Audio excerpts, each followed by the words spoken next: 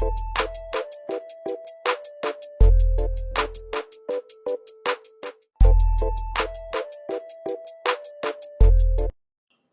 दोस्तों, एक बार फिर आप सभी का स्वागत है मेरे चैनल पर। मैं हूं नितेश पांडे और आप सभी का बहुत बहुत स्वागत करता हूं मेरे इस चैनल पर।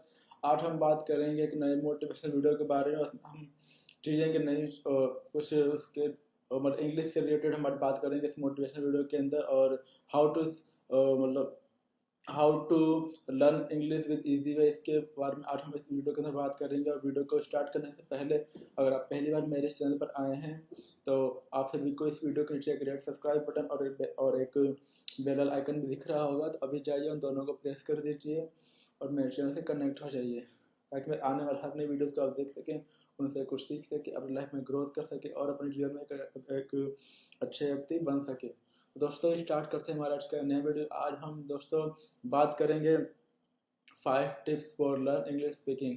मतलब आज मैं आपको वो 5 टिप्स बताऊंगा इस वीडियो के अंदर, जिसको अगर आप फॉलो करोगे लाइफ के अंदर तो आप इंग्लिश को इजली इजली तरीके से आप बोलना सीख जाओगे। मतलब तो स्टार्ट करते हैं। मतलब दोस्तों, आप सभी को पता ही होगा आजकल का जो टाइम है काफ़ी मतलब भाग दौड़ भरा है। हर व्यक्ति अपने अपने लाइफ में बिजी है और आजकल की जो लाइफ में जैसे पढ़ाई वगैरह करने के बाद या ग्रेजुएशन कंप्लीट करने के बाद कुछ भी करने के बाद आप जॉब के लिए कहीं भी जाते हो या अप्लाई करते हो या ढूंढते हो तो हर जगह इंग्लिश की मतलब डिमांड, हर कोई चाहता है कि आपको इंग्लिश स्पीकिंग आना चाहिए और आपको फ्लुएंट इंग्लिश आना चाहिए। मतलब और ज़्यादातर लोगों की समस्या यही होती है, मतलब ज़्यादातर जो स्टूडेंट्स अपनी पढ़ाई पूरी करके मतलब जो हाई एजुकेटेड होते हैं उनकी बात करें, उनकी तो ऑलरेडी इंग्लिश अच्छी होती है। लेकिन जो जैसे किसी ने बीए कर लिया, बीकॉम कर लिया या एमए कर लिया, मतलब गवर्नमेंट स्कूल में पढ़ाई किया है, उसके बाद जाके आगे ओपन से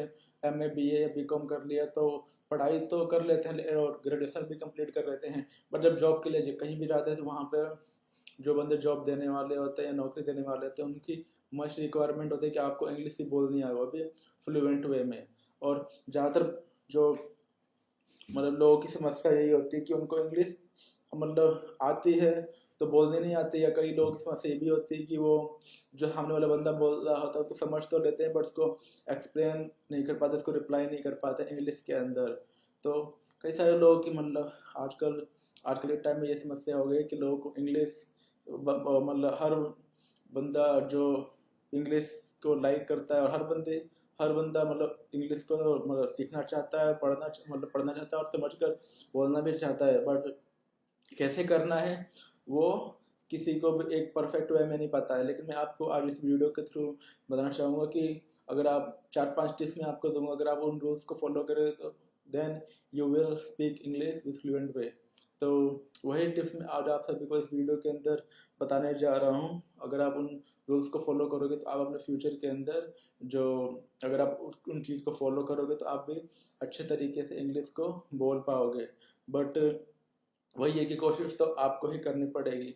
हर आजकल बहुत सारे इंग्लिश इंस्टीट्यूट वगैरह भी हैं जो इंग्लिश वगैरह का मतलब कोचिंग वगैरह देते हैं कि American English, British English speaking, ऐसे कर करके बहुत सारे इंस्टीट्यूट मतलब खुले हुए हैं जो इंग्लिश सिखाते भी हैं और वहाँ पे आपको सीखने का मौका भी मिलता है। बट आपको वहाँ पे फीस भी देना पड़ेगा और आपको मेहनत आपको करनी पड़ेगी और फीस भी देना पड़ेगा। बट यहाँ पे जो मैं आपको बताने वाला हूँ वो आप सभी के लिए फ्री टिप्स है। आप अगर उन चीज़ को फॉलो करोगे अपने डेली रूटीन में तो आप डेफिनेटली अपने डेली जो आपकी लाइफ है, आप अपनी लाइफ में अगर उन चीज़ को फॉलो करोगे तो आप जरूर इंग्लिश को बोलना बोल भी बोलना भी सीख जाओगे। और कोई अगर आपसे बंदा कुछ पूछता है इंग्लिश के अंदर तो आप उसको रिप्लाई करना भी सीख जाओगे। तो दोस्तों, स्टार्ट करते हैं हमारा आज का ये नया वीडियो। आज हम जैसे कि मैंने बताया कि मैं आज आपको वो 5 टिप्स बताने वाला हूँ जिनको अगर आप फॉलो करोगे तो आप इंग्लिश बोलना समझना सीख जाओगे अपने फ्यूचर के अंदर, अपने जीवन के अंदर। तो दोस्तों, जो पहला टिप्स है आज इस वीडियो के अंदर जो मैं आप सभी को बताने जा रहा हूँ वो ये है कि रीड इंग्लिश न्यूज़पेपर डेली। जो दोस्तों आप सभी को पता ही है कि हमारे आसपास में मतलब जैसे इंग्लिश के न्यूज़पेपर वगैरह तो आते ही हैं, मतलब जैसे हिंदुस्तान टाइम्स हो गया, द टाइम्स ऑफ इंडिया और नव भारत टाइम्स हो गया, तो इंग्लिश के बहुत सारे न्यूज़पेपर वगैरह भी आते हैं। मतलब तो करना क्या है कि अगर आपको इंग्लिश बोलने का जो पहला स्टेप है, जो पहली टिप्स मैं आपको देना चाह रहा हूँ वो यही है कि आप इंग्लिश अगर बोलना चाहते हैं तो अपने मतलब न्यूज़पेपर खरीद लीजिए। और आप चाहो तो मतलब न्यूज़पेपर तो डेली छपता है या प्रिंट भी होता है, तो आप न्यूज़पेपर, और अगर आपके घर में आता है तो इंग्लिश का आप न्यूज़पेपर लीजिए मतलब, और नहीं और हिंदी का आता है तो फिर भी आप जाके मार्केट से इंग्लिश का न्यूज़पेपर ले लीजिए। और करना क्या है कि इंग्लिश में कि जो न्यूज़पेपर के पेजेस होते हैं कम से कम 10 से 15 या 16 पेजेस वगैरह होते हैं। तो आपको एक दिन मतलब डेली आपको ये टास्क रखना ही है मतलब इसको करने के लिए कि आपको एक न्यूज़पेपर उठाना है और उसका जो हाफ पैराग्राफ होता है मतलब एक फुल पेज का आधा पेज मतलब पूरी स्पीड में बोलना है, जितना आप स्पीड में बोल सके मतलब।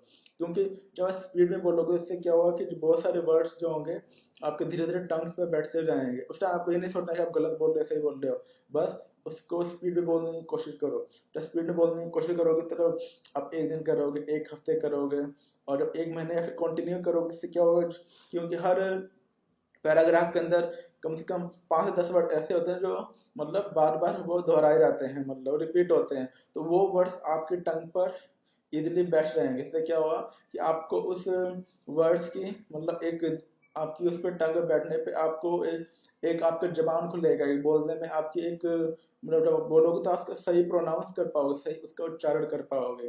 तो आपको न्यूज़पेपर लेना है और उसका एक पेज का आधा जो पेज होता है उसको डेली चाहे जितना टाइम भी लगे, 15 मिनट लगे, 20 मिनट लगे, फुल स्पीड में अपने टंग से बोलना शुरू करना है। इससे क्या होगा कि आपका जो जवान होगा, आपकी टंग होगी उन वर्ड्स पे धीरे धीरे बढ़ती जाएगी, आपके वर्ड्स क्लियर होते रहेंगे और आप उच्चारण उन वर्ड्स का सही करने लगेंगे मतलब। क्योंकि इंग्लिश बोलने के साथ साथ आपको जो भी आप वर्ड्स बोलना चाह रहे हो उनका आप प्रोनाउंसिएशन मतलब उसका जो उच्चारण होना करना होता है वो भी करेक्ट वे में करना होता है, जो कि किसके थ्रू खुलेगा, इस टिप्स के थ्रू खुलेगा।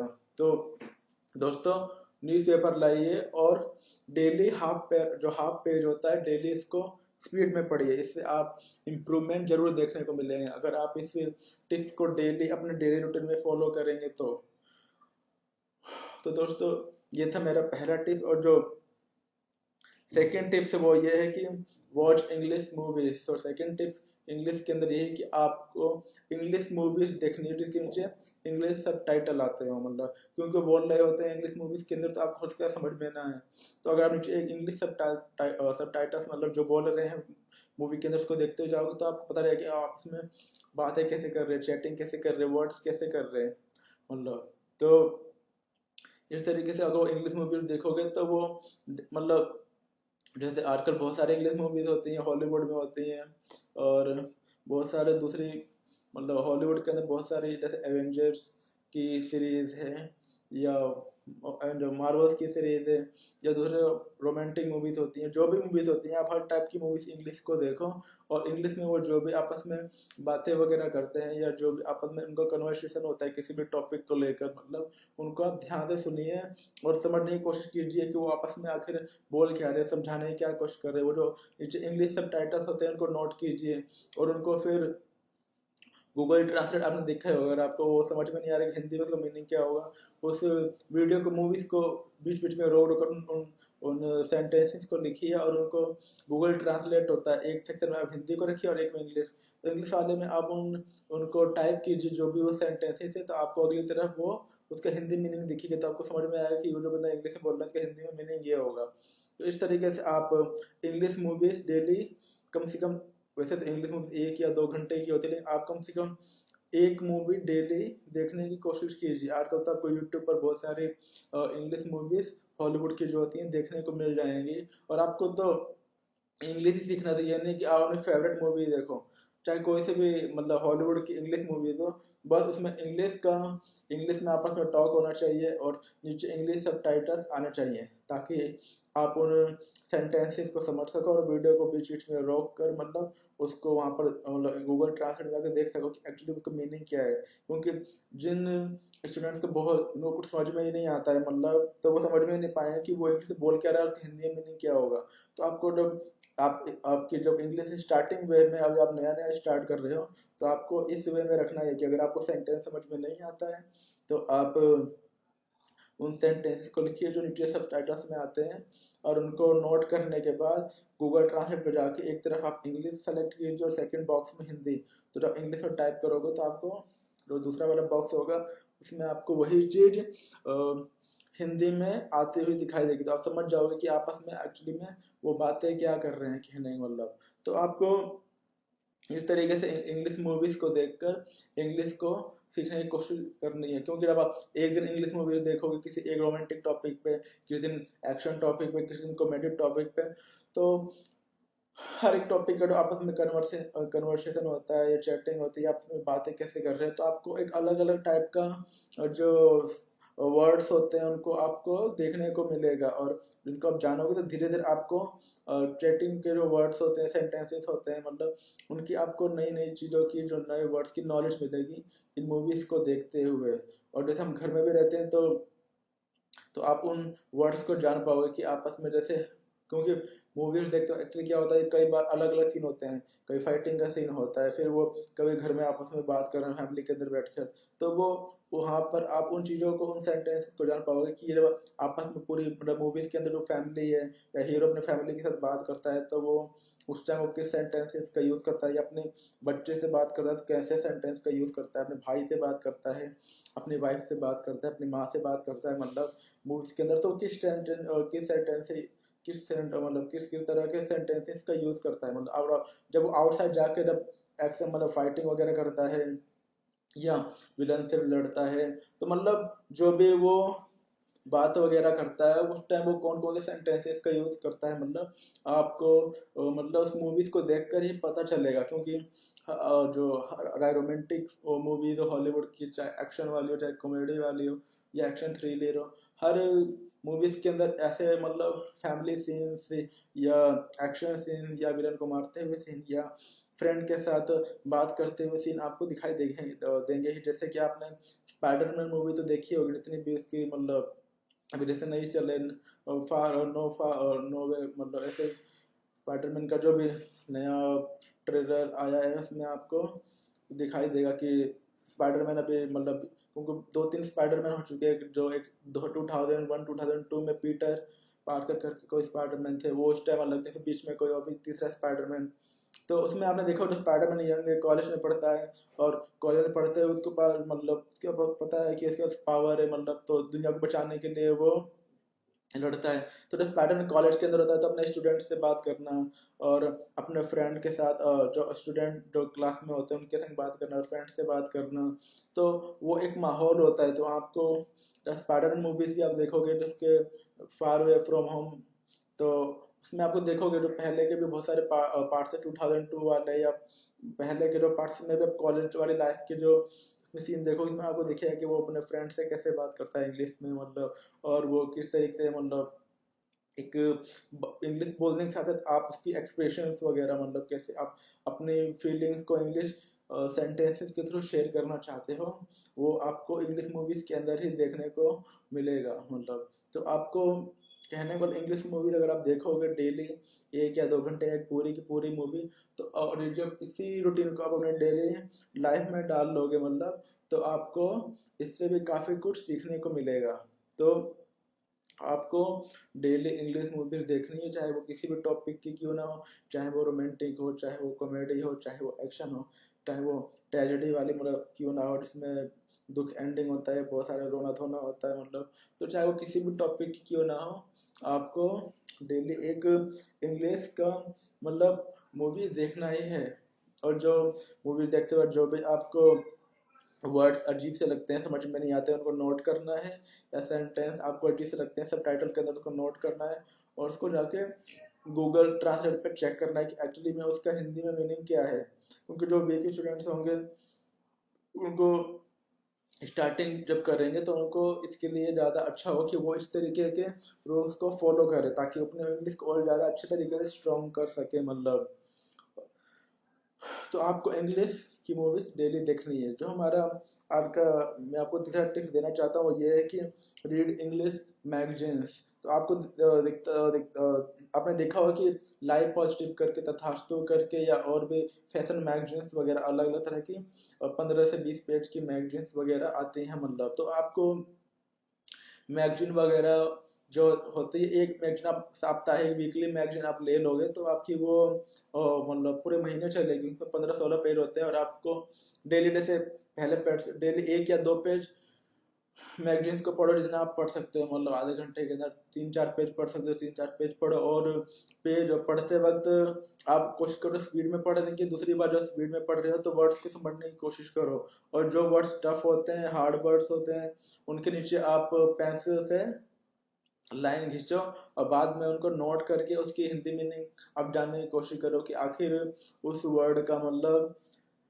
एग्जैक्ट मीनिंग क्या है। तो इससे आप देखोगे कि आप जो उस मैगजीन के अंदर नए नए वर्ड्स जो आपको समझ में नहीं आते, मतलब उसको आप उसका जब हिंदी जानोगे तो आपको उन वर्ड्स के बारे में, उसके अर्थ के बारे में पता चलेगा, और एक या वहाँ पे आपको एक नई ही चीज जानने को मिलेगी। क्योंकि मैगजीन में अलग अलग टॉपिक्स को लेकर भी एक हफ्ते के अंदर घटित होती है, मतलब पॉलिटिक्स पे हो या बॉलीवुड में हो या क्रिकेट में हो या फैशन को लेकर हो, मतलब अलग अलग टॉपिक्स के बारे में क्या लिखा गया है उसमें और किन वर्ड्स का यूज किया गया है, मतलब उसके बारे में आपको जानने का मौका मिलेगा। कहने का मतलब, तो आपको इंग्लिश का मैगजीन लेना है जो वीकली वाला होता है, मतलब, और उसको डेली पढ़ना है, ताकि इससे आप अपने इंग्लिश को स्ट्रॉन्ग कर सकें। और जो इसमें वर्ड्स वगैरह यूज किए जाते हैं, जो हार्ड वर्ड होते हैं, मैं आपको बता रहा हूँ कि उसके नीचे आप पेन लिख अंडर पेंसिल लेके, और पेन मत लीजिए, पेन को पेन से आप अगर गोला करोगे, सर्कल करोगे तो ये अंडरलाइन करोगे तो आप उसको मिटा नहीं सकते, इसलिए आप पेंसिल लीजिए और पेंसिल से अंडरलाइन करना जो आपको वर्ड्स टफ लगते हैं, और उनको अंडरलाइन करके आज जिसको आपको मीनिंग समझ में नहीं आती है, मतलब तो अंडरलाइन करके उनका गूगल ट्रांसलेट पे जाकर उनके वर्ड्स को आप जानने की कोशिश करना, या गूगल पे उनकी मीनिंग को जानने की कोशिश करना, ताकि आप जब उनकी मीनिंग जानो तभी आपको उसका अर्थ समझ में आएगा कि why that word used in this topic और इन दिस पैराग्राफ, कि आखिर क्यों उस वर्ड्स को इस टॉपिक के अंदर, इस पैराग्राफ के अंदर यूज किया गया है। तो आपको इससे भी आपको काफी ज्यादा हेल्प मिलेगा, और ये आपके लिए काफी ज्यादा यूजफुल भी होगा। तो मैगजीन लेके आइएगा, मतलब ज़्यादा ज़्यादा महंगी नहीं आती, 60-70 रुपए की आती हैं। मैंने आपको एग्जांपल के तौर पे बता भी दी है। फैशन मैगजीन्स हो गया, लाइफ पॉजिटिव का भी आता है, तथास्तु का भी आता है, और बहुत सारे होते हैं। मतलब आप जब बाहर जाओगे, मतलब तो जो बुक वगैरह की दुकान होती है, यहाँ पे वीकली मैगजीन्स वगैरह कई आती हैं, तो वहाँ पे जाइए और आप वहाँ से परचेज कर सकते हैं। ऑनलाइन वगैरह, ऑनलाइन भी आप क्या बोलते हैं, मैगजीन्स वगैरह को देखकर ऑर्डर कर सकते हैं और आपके वो घर पर ही आ जाएगी। तो दोस्तों, आपको मैगजीन्स वगैरह भी पढ़ना चाहिए, ताकि उससे आपकी इंग्लिश इम्प्रूव हो सके। खासतौर पे जो इंग्लिश मैगजीन्स होती हैं और उनमें अलग अलग टॉपिक्स वगैरह दिया हुआ होता है। तो ये था दोस्तों तीसरा टिप्स। अब मैं आपको बताने जा रहा हूँ चौथा टिप्स। वो है कि learn daily 10 new word meanings. दोस्तों, आप सभी को पता ही है कि जो इंग्लिश का जो पूरा बेस होता है वो वर्ड मीनिंग पे बेस्ड होता है। मतलब वर्ड, नए नए जो वर्ड्स होते हैं उनके शब्द और उनके अर्थ पर, और उसके उनके साथ हम हेल्पिंग वर्ड्स का यूज करके हम सेंटेंसेस को बनाकर बोलते हैं इंग्लिश के, बोलते हैं इंग्लिश लैंग्वेज के अंदर। तो जब तक आपको वर्ड्स का हिंदी ही नहीं पता होगा या वर्ड्स की मीनिंग ही नहीं पता होगी, मतलब पता नहीं होगा, तो तब तक आप सेंटेंस को बना ही नहीं सकते हैं। सो जैसे कि आप नाश्ते में क्या खाना चाहते हो, तो what do you want to have in breakfast. तो ब्रेकफास्ट मतलब हो गया नाश्ता, उसके साथ में लगा what do you want to have, मतलब आप नाश्ते में क्या खाना चाहते हो। तो यहाँ पे हमें ब्रेकफास्ट क्या है, अपने आप में एक वर्ड, और उसकी मीनिंग क्या है, नाश्ता, यानी सुबह का भोजन, प्रातःकाल का भोजन। तो ब्रेकफास्ट हो गया, क्या बोलते हैं, नाश्ता। What do you want to have मतलब आप क्या खाना चाहते हो। तो आप जब इसकी आपको मीनिंग पता होगी, मतलब उस वर्ड्स की, तभी आप इसको अच्छे तरीके से वो मतलब बोल सकते हो। मतलब या what do you want to have in lunch, या what do you want to have in dinner, do you want to have tea और कॉफी। टी और कॉफी का मतलब चाय, या आप कॉफी पीना चाहते हैं, मतलब। तो इस तरीके से जब आपको जब डेली आप 10 न्यू वर्ड्स की मीनिंग को जानोगे, उनको लर्न करोगे, तो इससे क्या होगा, जो आपकी वोक्यूबलरी होगी, जो शब्दावली, शब्दकोश होगा आपका, जो आपके माइंड के अंदर होगा, बहुत ज्यादा, मतलब वो आपका भरता जाएगा। तो जैसे आप बाहर जाते हो, where do you want to go, आप कहाँ जाना चाहते हैं, what do you want to eat मतलब आप क्या खाना चाहते हो। Did you reach office on time, क्या आप ऑफिस मतलब क्या आप ऑफिस टाइम पर पहुंचे। या मतलब इस तरीके से मतलब सेंटेंसेस बनाने के लिए सबसे ज़्यादा जरूरी होता है आपको वर्ड्स का जो आप एग्जैक्ट करना, मतलब एग्जैक्ट जो आप वर्ड्स जो सेंटेंसेस में वर्ड्स आते हैं उनके साथ हम हेल्पिंग वर्ड्स को यूज करते हैं, उसके बाद ही वो सेंटेंस बनता है। तो आपको दोस्तों आपको डेली 10 वर्ड्स को लेना है। इसके लिए आपको मतलब वर्ड्स मीनिंग के मतलब मोटे मोटे मतलब बुक्स आती हैं, मतलब डिक्शनरी आती हैं शब्दकोश की, आपको उसको खरीद लेना है और उसमें डेली आपको 10 वर्ड्स को लेना है और उसकी मीनिंग को जानना है हिंदी में, और उसको बार बार लिखना है जब तक कि वो आपको आपके दिमाग में घुट ना जाए। कहने का मतलब जैसे बगीचे को गार्डन बोलते हैं, पार्क बोलते हैं, और बाहर और मतलब जो भी होता है मतलब ऑफिस को दफ्तर बोलते हैं। अब मैं इस वीडियो में ज़्यादा आपको वर्ड्स के बारे में बता नहीं सकता, बट कंडीशन के हिसाब से मतलब अलग अलग वर्ड्स होते हैं, उनके साथ हम हेल्पिंग वर्ब्स का यूज करते हैं। मतलब जैसे आज मैं ऑफिस लेट पहुंचा, तो today I reached office late, मैं आज ऑफिस लेट पहुंचा। तो रीच मतलब पहुंचा, ऑफिस मतलब दफ्तर, और टुडे मतलब आज। तो इन सब की अपनी अलग अलग मीनिंग है। या today I had my breakfast late, आज मैंने अपना जो नाश्ता था वो देरी से किया। तो इस तरीके से मुझे जब हर चीज का मीनिंग पता है, मतलब हर वर्ड्स का, तो मैं इसको इजीली तरीके से बना सकता हूँ। मैं सोच भी नहीं रहा हूँ, मतलब जैसा कि मैं आपको एग्जांपल के तौर पे बताता बताता जा रहा हूँ इसके अंदर। तो आपको जो क्या बोलते हैं, आप सब यही आप करना है कि आपको डेली 10 न्यू वर्ड्स को लेना है, और आप क्या बोलते हैं डिक्शनरी खरीद लीजिए जिसमें बहुत सारे वर्ड्स होते हैं, और डेली आप 10 न्यू वर्ड्स को लीजिए, उसकी मीनिंग को समझिए और उसको बार बार लिख लिख कर उसकी मीनिंग को जाने। क्योंकि अगर आप जैसे डेली 10 न्यू वर्ड्स को ले तो आज आपने वो 10 याद किया है, और कल फिर आपको याद करना है 10, परसों फिर याद आप करना है। तो आप जब आज आप याद करोगे तो ये नहीं आपने आज याद किया और कल आप भूल गए, तो इस तरीके से याद करने का कोई फायदा नहीं है। फायदा तब है कि आज आप 10 वर्ड्स को याद करें तो आप लाइफ टाइम उनके आपकी वो जो वर्ड दिमाग में बैठ जाए। क्योंकि जब इंग्लिश बोलोगे तो आपको वही वर्ड्स काम आएंगे उस टाइम कंडीशन के हिसाब से। और अगर आप आज याद कर रहे हो परसों भूल गए, फिर जो कल याद कर रहे हो वो उसके 3 दिन बाद भूल गए, तो आपका जो दिमाग के अंदर जो शब्दकोश है, मतलब जो वो आपका फिल ही नहीं हो रहा है। फिर जब बोलने को आएगा तो अच्छा आपको वर्ड वर्ड ही याद नहीं आएगा कि मतलब जैसे मैंने पूछा what do you want to have, आप नाश्ते में क्या खाना चाहते हैं। तो जैसे I want to have sandwich और कॉफी, तो मैं नाश्ते में सैंडविच खाना चाहता हूँ और कॉफी पीना चाहता हूँ। या I want to have veg sandwich और coffee, I want to have veg sandwich और टी। या I want to have bread toast, I want to I want to have aloo paratha, या I want to have cabbage paratha. तो इस तरीके से आप जब इंग्लिश का मतलब वर्ड्स को आप इंग्लिश के मतलब डेली 10 वर्ड्स को सीखोगे और उनको प्रैक्टिस करके अपने दिमाग में मन के अंदर घोट लोगे, मतलब तभी आपकी जो डिक्शनरी वाली लेवल होगी आपकी शब्द को स्ट्रांग होगी। तो दोस्तों ये थे मेरा चौथा टिप्स आप सभी के लिए। और जो फिफ्थ एंड लास्ट टिप्स है वो ये है कि start thinking in English of your last 24 hours activities। मतलब कि जो भी आपने पिछले 24 घंटे के अंदर एक्टिविटी किया है उसको आप इंग्लिश में अपने माइंड के अंदर रिपीट कीजिए। जिससे क्या हुआ कि आपका, क्योंकि आप कई सारी चीजें डेली करते हैं, मतलब सुबह जल्दी उठना, ब्रश करना, फिर नाश्ता करना, स्कूल जाते स्कूल जाना, फिर वापस आना, फिर होमवर्क करना, फिर खेलना, फिर शाम को खाना खाना, फिर सो जाना। और बंदा कोई जॉब करने वाला होता है तो सुबह उठना, तैयार होना, नाश्ता करना, ऑफिस जाना, ऑफिस से आना, ऑफिस में काम करना। तो इसको कैसे बोल लेंगे जैसे जैसे मान लो जैसे आज जो मैंने कल के बारे में मेरे माइंड में दोहरा रहा हूँ कि मैंने कल कल क्या क्या काम किए। तो yesterday I walk up at 8 o'clock in the morning time, then I had my brush, then I had a fresh, then I had my then I had my breakfast at 9 o'clock in the morning time. Then I left from home at 9:30. Then I reached my office at 10:15 a.m. in the morning time, and then I did lots of work in my office. Then I left from office at 6 o'clock.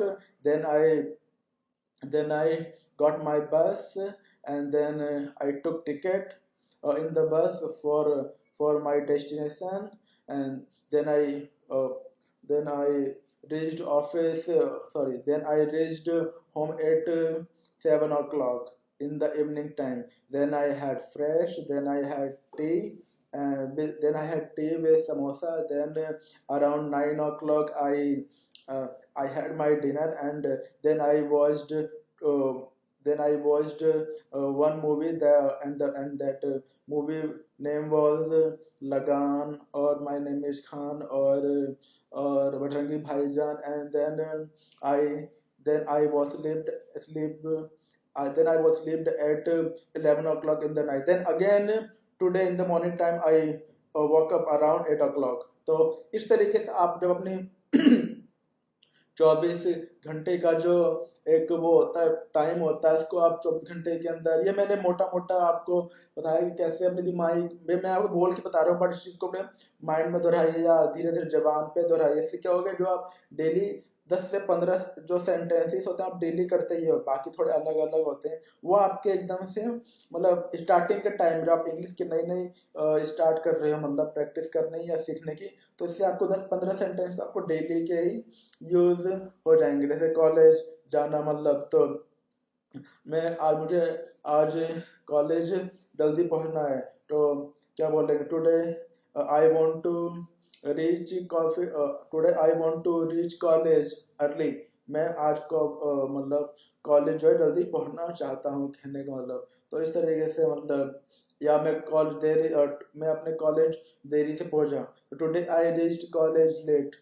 तो दोस्तों, इस तरीके से आपको मतलब जो आपके last आपने 24 घंटे के अंदर जो भी काम वगैरह किए हैं, मतलब उसको आपको दिमाग के अंदर या धीरे धीरे मुंह पे मतलब इंग्लिश में उसको दोहराने की कोशिश करनी है।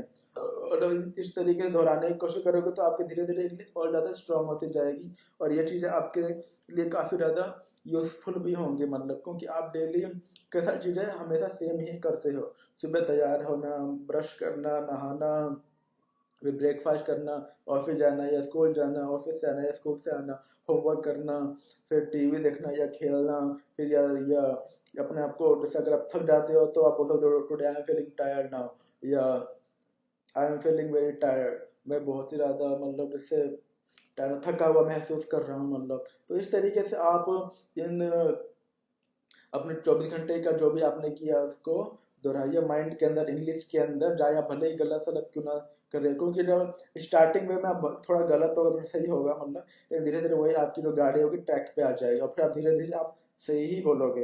ये चीज़ मैं आपको इसलिए बता रहा हूँ क्योंकि मैं भी पिछले 5 साल 2015 से लेकर 2021 मतलब जब चल रहा है, तब से मैं इन चीज़ों को फॉलो करता जा रहा हूँ, and now I can talk in English with anyone as per condition with fluent way, मतलब। तो मैंने भी इन्हीं रूल्स को फॉलो किया है, और मैंने कोई कोचिंग नहीं ली, कोई कहीं पे किसी चीज़ की वो नहीं ली, बस मैंने इन चीज़ों को फॉलो करता गया जो मैंने अभी आपको शेयर किया है। कि जैसे मैंने आपको पहला बताया कि आपको इंग्लिश का जो न्यूज़पेपर होता है आपको डेली पढ़ना है फास्ट वे में, मतलब। और उसके बाद सेकंड मैंने आपको बताया कि आपको इंग्लिश की मूवीज़ वगैरह देखनी है क्योंकि वो आपके लिए यूज़फुल होंगी। तीसरे मैंने बताया कि आपको इंग्लिश के मैगजीन्स वगैरह होते हैं उनको लाना है, वीकली मैगजीन्स वगैरह होते हैं, और उनको पढ़ना है जो कि आपके लिए काफ़ी यूज़फुल होगा। चौथा मैंने बताया कि आपको डेली कम से कम 10 वर्ड मीनिंग्स याद करने हैं, क्योंकि यही चीज़ें आपकी जो वोकेबलरी होगी, शब्दकोश होगा, मतलब उसके आपको स्ट्रॉन्ग करेगा। क्योंकि इंग्लिश बोलते वक्त आप कोई भी सेंटेंस बनाकर जब यूज करते हो, where do you want to go, आप कहाँ जा रहे हो, या आप कहाँ जाना चाहते हो, आप कहाँ जाना चाहते हो, where do you want to go, where do you want to go का मतलब होगा आप कहाँ जाना चाहते हो, and where are you going now, आप कहाँ जा रहे हो। तो इस तरीके से जब आप वर्ड्स मीनिंग 10 याद करोगे, उनको भूलना नहीं, उनकी अच्छे से प्रैक्टिस करनी है कि आप 8 याद कर रहे हो तो आपको 1 महीने बाद 1 साल बाद भी वो वर्ड्स मीनिंग आपको याद रहे तभी वो यूजफुल होगा। तो आपको डेली 10 वर्ड्स मीनिंग याद करने हैं। और फिफ्थ एंड लास्ट में बताया कि जो भी आप 24 घंटे अंदर एक्टिविटी करते हो, मतलब उसको नेक्स्ट मॉर्निंग अपने उस एक्टिविटी को अपने माइंड में दोहराओ या धीरे धीरे बोलने की कोशिश करो। इससे आपका जो वो इंग्लिश होगा एक अच्छे से उसकी प्रैक्टिस हो जाएगी, माइंड के अंदर रिमाइंडर हो जाएगी। आप 24 घंटे में कई सारी चीज़ों को डेली ही करते हैं तो वहाँ तक की जो आपकी इंग्लिश होगी बेटर होती ही जाएगी, कहने का मतलब। तो दोस्तों ये था मेरा आज का एक नया वीडियो कि जो मैंने अपने पास्ट में मतलब इंग्लिश मैंने कैसे सीखा, वही मेरा एक्सपीरियंस मैंने अपने आपको उन 5 टिप्स के थ्रू शेयर किया है। और अगर आप उन टिप्स को फॉलो करोगे और रूल्स को फॉलो करोगे तो आप भी definitely you will speak English with fluent way in your life if you do good practice, hard work, focus, effort and with patience, then you will speak English in your life with fluent way. I hope. तो दोस्तों मैं आशा करता हूँ कि अगर आप इन 4-5 rules को follow करोगे तो आप जरूर अपनी लाइफ में इंग्लिश अच्छे से बोलना सीखोगे। फिर मिलेंगे नई वीडियो में नई टॉपिक के साथ, तब तक के लिए टेक केयर।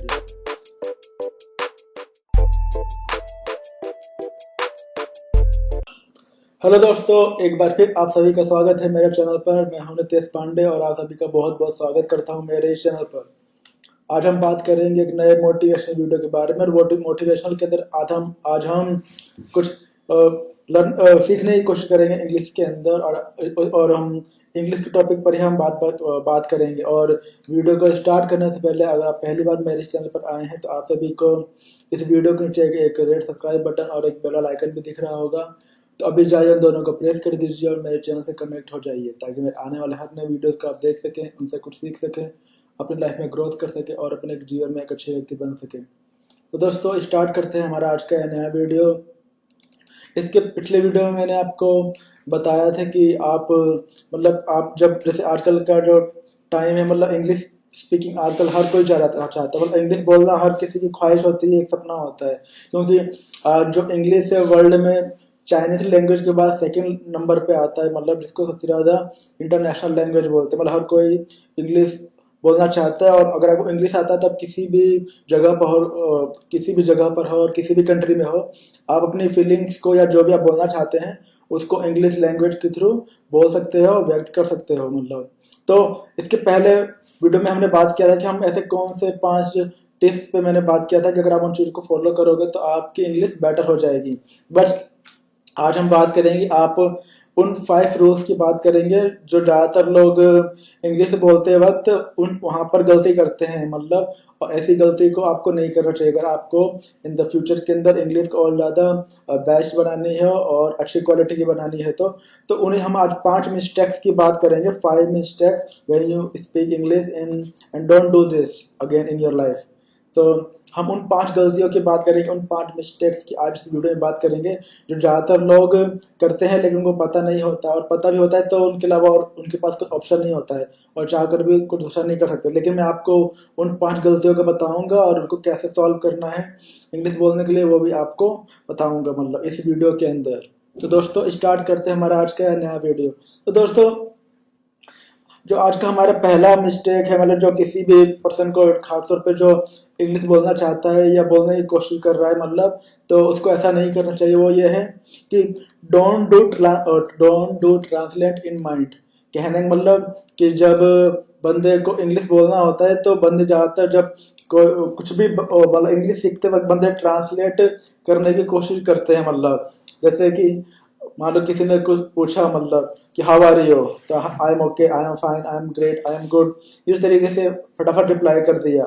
या किसी ने पूछा वेयर आर यू गोइंग, आप कहाँ जा रहे हो, सो वहां पे I am going to the market, I am going outside, इस तरीके से आपने रिप्लाई कर दिया। बट किसी को जो नया नया बंदा है, अब वो सोचेगा मैं बाजार जा रहा हूँ, तो हिंदी में उसको ट्रांसलेट करने की कोशिश करेगा। मुझे तो पता है कि how what I have need to reply that time, but जो नया बंदा होगा वो उस टाइम उस चीज को ट्रांसलेट करने की कोशिश करेगा, मार्केट को लेगा, जाने को लेगा, और इस तरीके से हर चीज को वो ट्रांसलेट करने की कोशिश करेगा। जब तक वो ट्रांसलेट करके रिप्लाई करने की कोशिश करेगा तब तक अगला सामने वाला बंदा समझ चुका होगा कि जो जिससे वो बंदा कुछ क्वेश्चन पूछ रहा है उसको इंग्लिश नहीं आती है, मतलब। और इतना कुछ करके भी जब आप ट्रांसलेट करके रिप्लाई करोगे उस बंदे को, फ्रंट वाले को, तब तक एक तो काफी देर हो चुकी होगी और उस बंदे को ही पता चल चुका होगा कि आपको इंग्लिश नहीं आती है। और जो आप रिप्लाई भी करोगे हो सकता है वो भी गलत हो, क्योंकि आपको कॉन्फिडेंट नहीं होता कि आप जो रिप्लाई कर रहे हो वो सही है या गलत, या आपको जो मतलब क्योंकि आप उस चीज को मतलब ट्रांसलेट करने में लगे हुए हो, तो वो चीज हमेशा एग्जैक्ट सही नहीं होती है। मतलब जैसे are you going to market, क्या आप मार्केट जा रहे हो, बाजार जा रहे हो, या are you going outside for shopping, are you going to mall, क्या आप मॉल जा रहे हैं। तो आपको उस टाइम तुरंत रिप्लाई करना होगा। लेकिन जैसे मैंने बताया, ज्यादातर जो लोग होते हैं मतलब जिनकी बेसिक इंग्लिश मतलब जो होती है वो परफेक्ट नहीं होती है या वीक होती है, तो ज्यादातर ऐसे जो मतलब 100 में से 60-70 लोग ऐसे ही होते हैं मतलब जो स्टार्टिंग में अपने माइंड के अंदर जो भी वो रिप्लाई करना चाहते हैं उसको ट्रांसलेट करके रिप्लाई करने की कोशिश करते हैं कि now I am having my breakfast. जैसे मैं तो सही बोल रहा हूँ क्योंकि मुझे पता है, लेकिन कई लोग अभी मैं सुबह का नाश्ता कर रहा हूँ, या मैं दोपहर का भोजन कर रहा हूँ, या मैं अभी कॉलेज के अंदर हूँ, right now I am in college. तो इस तरीके से तो सही है मतलब। लेकिन जो बंदे जिनको कॉन्फिडेंट नहीं होता अपने ऊपर, तो वो लोग जब उनसे कोई भी कुछ भी क्वेश्चन पूछता है मतलब, तो वो उस चीज को दिमाग के अंदर ट्रांसलेट करके उसको रिप्लाई करने की कोशिश करते हैं, जो कि बिल्कुल ही गलत है। आपको ऐसे टाइम पे यही कोशिश करना चाहिए कि जो भी आपके जवान में आए मतलब, क्योंकि आपका स्टार्टिंग टाइम है मतलब, तो ट्रांसलेट करके आप रिप्लाई करने की कोशिश करोगे तो वो तो गलत होगा ही मतलब। इक्के दुक्के में मतलब हो सकता है सही हो, लेकिन वो गलत ही निकलेगा। तो इससे बेटर है कि आप जब भी इंग्लिश में कोई आपसे कुछ भी पूछता है, तो आप भले ही गलत क्यों ना बोलो, उससे क्या होगी, आपकी एक जो हैबिट होगी लेट रिप्लाई करने की वो आपकी खत्म हो जाएगी। तो आप इस तरीके क्या होगा कि आप तुरंत रिप्लाई करोगे, तो हो सकता है आपकी स्टार्टिंग में थोड़ा गलत हो, लेकिन धीरे धीरे वो चीज आपकी ट्रैक पर आने लगेगी। तो अगले बंदे को भी पता होगा कि आप चलो अगर गलत भी रिप्लाई कर रहे हो, लेकिन आपका जो कॉन्फिडेंट लेवल है वो आपका सही है क्या नहीं मतलब इंग्लिश रिप्लाई करने के टाइम मतलब। क्योंकि हर कोई मतलब जैसे बोलते हैं जो बच्चा मतलब जो अमीर घरों में पैदा होता है या हाई प्रोफाइल घरों में पैदा होता है, तो वहाँ के जो पेरेंट्स होते हैं मतलब उनके घर वाले ऑलवेज टाइम इंग्लिश में एक दूसरे से बात करते हैं। Baby are you going outside, बच्चे को बोलते हैं मतलब hey Rohit are you going outside, please ready for school in the morning time, school के लिए तैयार हो जाओ। इस तरीके मतलब आपस में जो एक दूसरे के साथ कन्वर्सेशन करते हैं या चैटिंग करते हैं या बातें करते हैं, तो उनको इंग्लिश क्या होती है बचपन से ही उनके दिमाग में घुट जाती है। तो हमने देखा होगा कि जो डॉन बॉस्को स्कूल में या बड़े बड़े जो प्राइवेट स्कूल जो होते हैं वहां पे उन बच्चों की इंग्लिश क्यों अच्छी होती है, क्योंकि वो एक तो अच्छे स्कूल में पढ़ रहे होते हैं मतलब जो प्राइवेट स्कूल होते हैं वहाँ के टीचर सारे मतलब अच्छे से एजुकेटेड होते हैं, मतलब एजुकेटेड मतलब उनकी इंग्लिश अच्छी होती है मतलब, तो वो उन बच्चों को इंग्लिश सिखाते हैं खास तौर पे।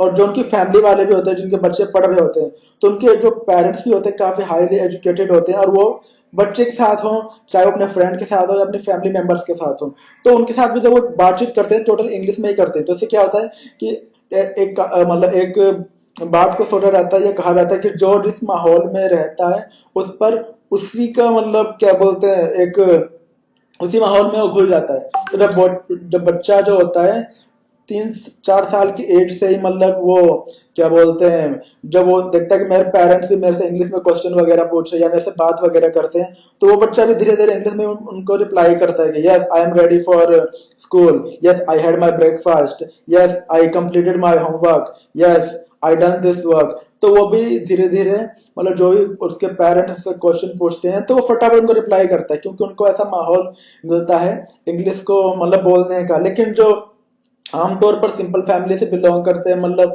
या गवर्नमेंट स्कूल में पढ़े हुए बच्चे होते हैं, तो उनकी जो मतलब पढ़ाई तो वो कर लेते हैं, लेकिन जो इंग्लिश बोलने के प्रति जो उनका कॉन्फिडेंट होता है या जो बोलना चाहते हैं उतना उनका अभी स्ट्रांग नहीं होता है मतलब, क्योंकि उनका ऐसा बचपन से उनको ऐसा माहौल नहीं मिलता है। तो ऐसे बंदों को स्टार्टिंग टाइम में जब आप इंग्लिश सीख रहे हो या बोलने की कोशिश कर रहे हो, तो आपसे कोई भी कुछ भी पूछता है तो बस आप रिप्लाई कर दो मतलब जो भी उस टाइम आपके दिमाग में चल रहा है मतलब, भले ही वो गलत क्यों ना हो। इससे क्या हो कि आपका जो कॉन्फिडेंस लेवल बढ़ेगा और आप धीरे धीरे गलत रिप्लाई या थोड़ा बहुत ठीक थोड़ा बहुत सही करते करते आप सही रिप्लाई करने लगोगे। और हर चीज मैंने आपको पहले भी कई वीडियो में बता चुका हूँ कि कोई भी चीज आप लाइफ में सीखना चाहते हो, आपको 4-5 जो रूल्स होते हैं सक्सेस के उनको आपको फॉलो करना ही पड़ेगा। एक बार आपको फिर से रिमाइंड करा देता हूँ। पहला होता है हार्ड वर्क, यानी अगर आप इंग्लिश सीख रहे हो तो आपको उसके लिए हार्ड वर्क वगैरह बहुत करना पड़ेगा आपको, मतलब उस चीज की बार बार नए नए वर्ड्स मीनिंग्स को मतलब क्या बोलते हैं सीखना पड़ेगा, क्योंकि जो हम इंग्लिश बोलते हैं उसमें वर्ड्स का जो सेंटेंसेस बनते हैं वर्ड से बनते हैं और हेल्पिंग वर्ब से बनते हैं। जैसे I am going to school, मैं स्कूल जा रहा हूँ, तो स्कूल जो हो गया एक विद्यालय, एक वर्ड है, उसकी मीनिंग है विद्यालय। और I am going to helping verb से मतलब क्रिया एक्टिविटी हो रही है, तो इनको यूज करते हुए हमने वर्ड को लगाया school. I am going, going का मतलब जाना होता है, गो मतलब जाना, गोइंग मतलब जा रहा है, मैं स्कूल जा रहा हूँ। तो ये पूरा सेंटेंस मतलब जो भी हम इंग्लिश बोलना चाहते हैं वो वर्ड्स और हेल्पिंग वर्ब्स की सहायता से हम सेंटेंस को बनाकर बोलते हैं, कहने का मतलब। तो यहाँ पर आपको यही मतलब कोशिश करना है कि जब भी आप क्या बोलते हैं इंग्लिश बोल रहे हो, तो आपको मतलब वहां पे मतलब ट्रांसलेट करने की बजाय आपको क्या बोलते हैं जो भी आपके दिमाग में आता है या जो भी आप बोलना चाहते हो उसको आप रिप्लाई कर दो। इससे क्या होगा कि आपका जो कॉन्फिडेंस लेवल बढ़ेगा और धीरे धीरे आप सही बोलना शुरू कर दोगे, कहने का मतलब। और दूसरा मैंने आपको बताया था जैसे हार्ड वर्क हो गया, तो उस चीज के बाद हार्ड वर्क करो।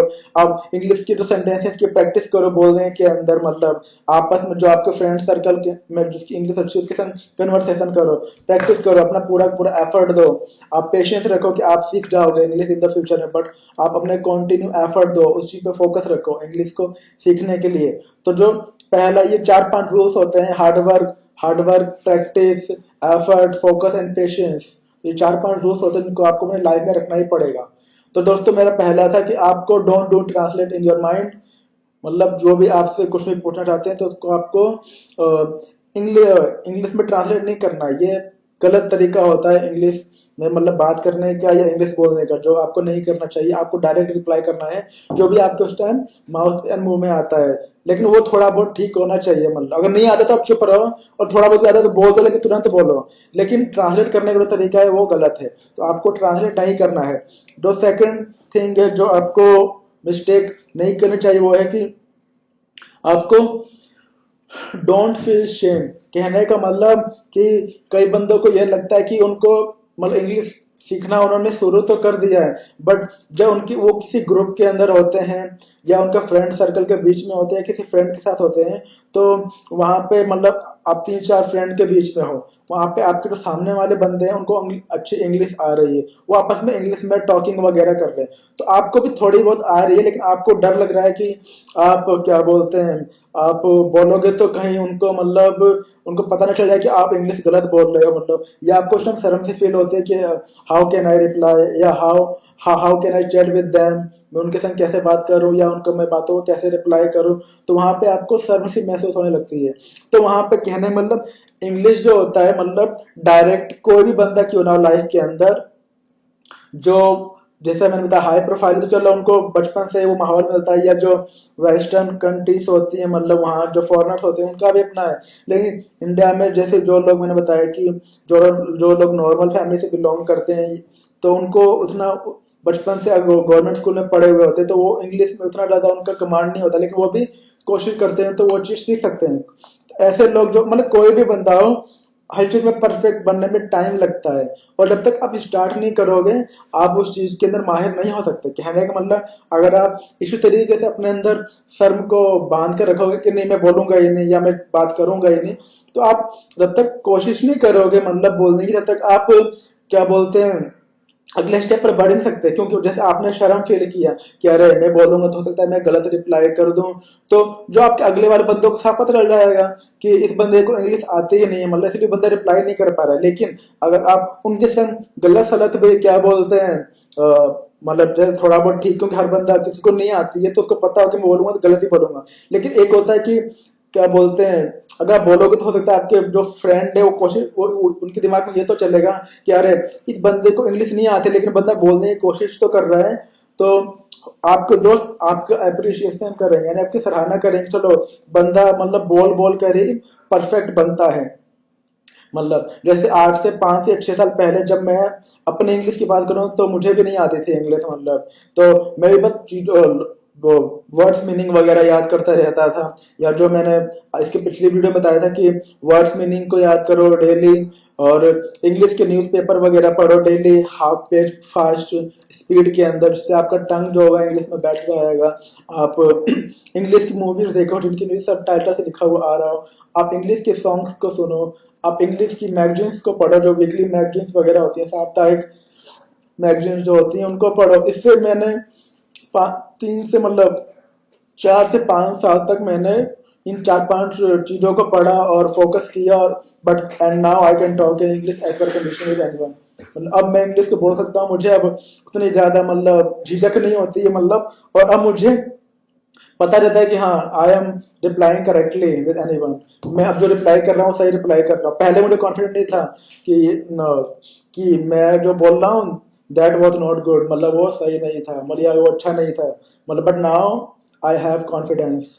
अब मुझे विश्वास है कि हाँ, I can chat with anyone and I can reply to also of any person message.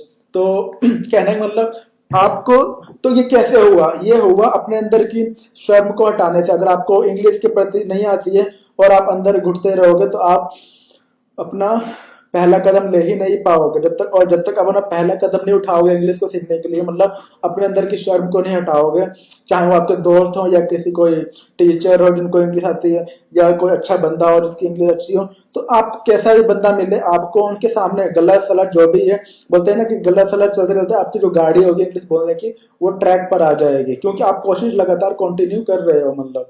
और कोशिश मतलब आप अपना एफर्ट पूरा पूरा दे रहे हो, भले ही वो गलत आदत क्यों ना है, लेकिन आप कोशिश करते करते करते क्या होता है, वो चीज ट्रैक पर आ जाती है, मतलब।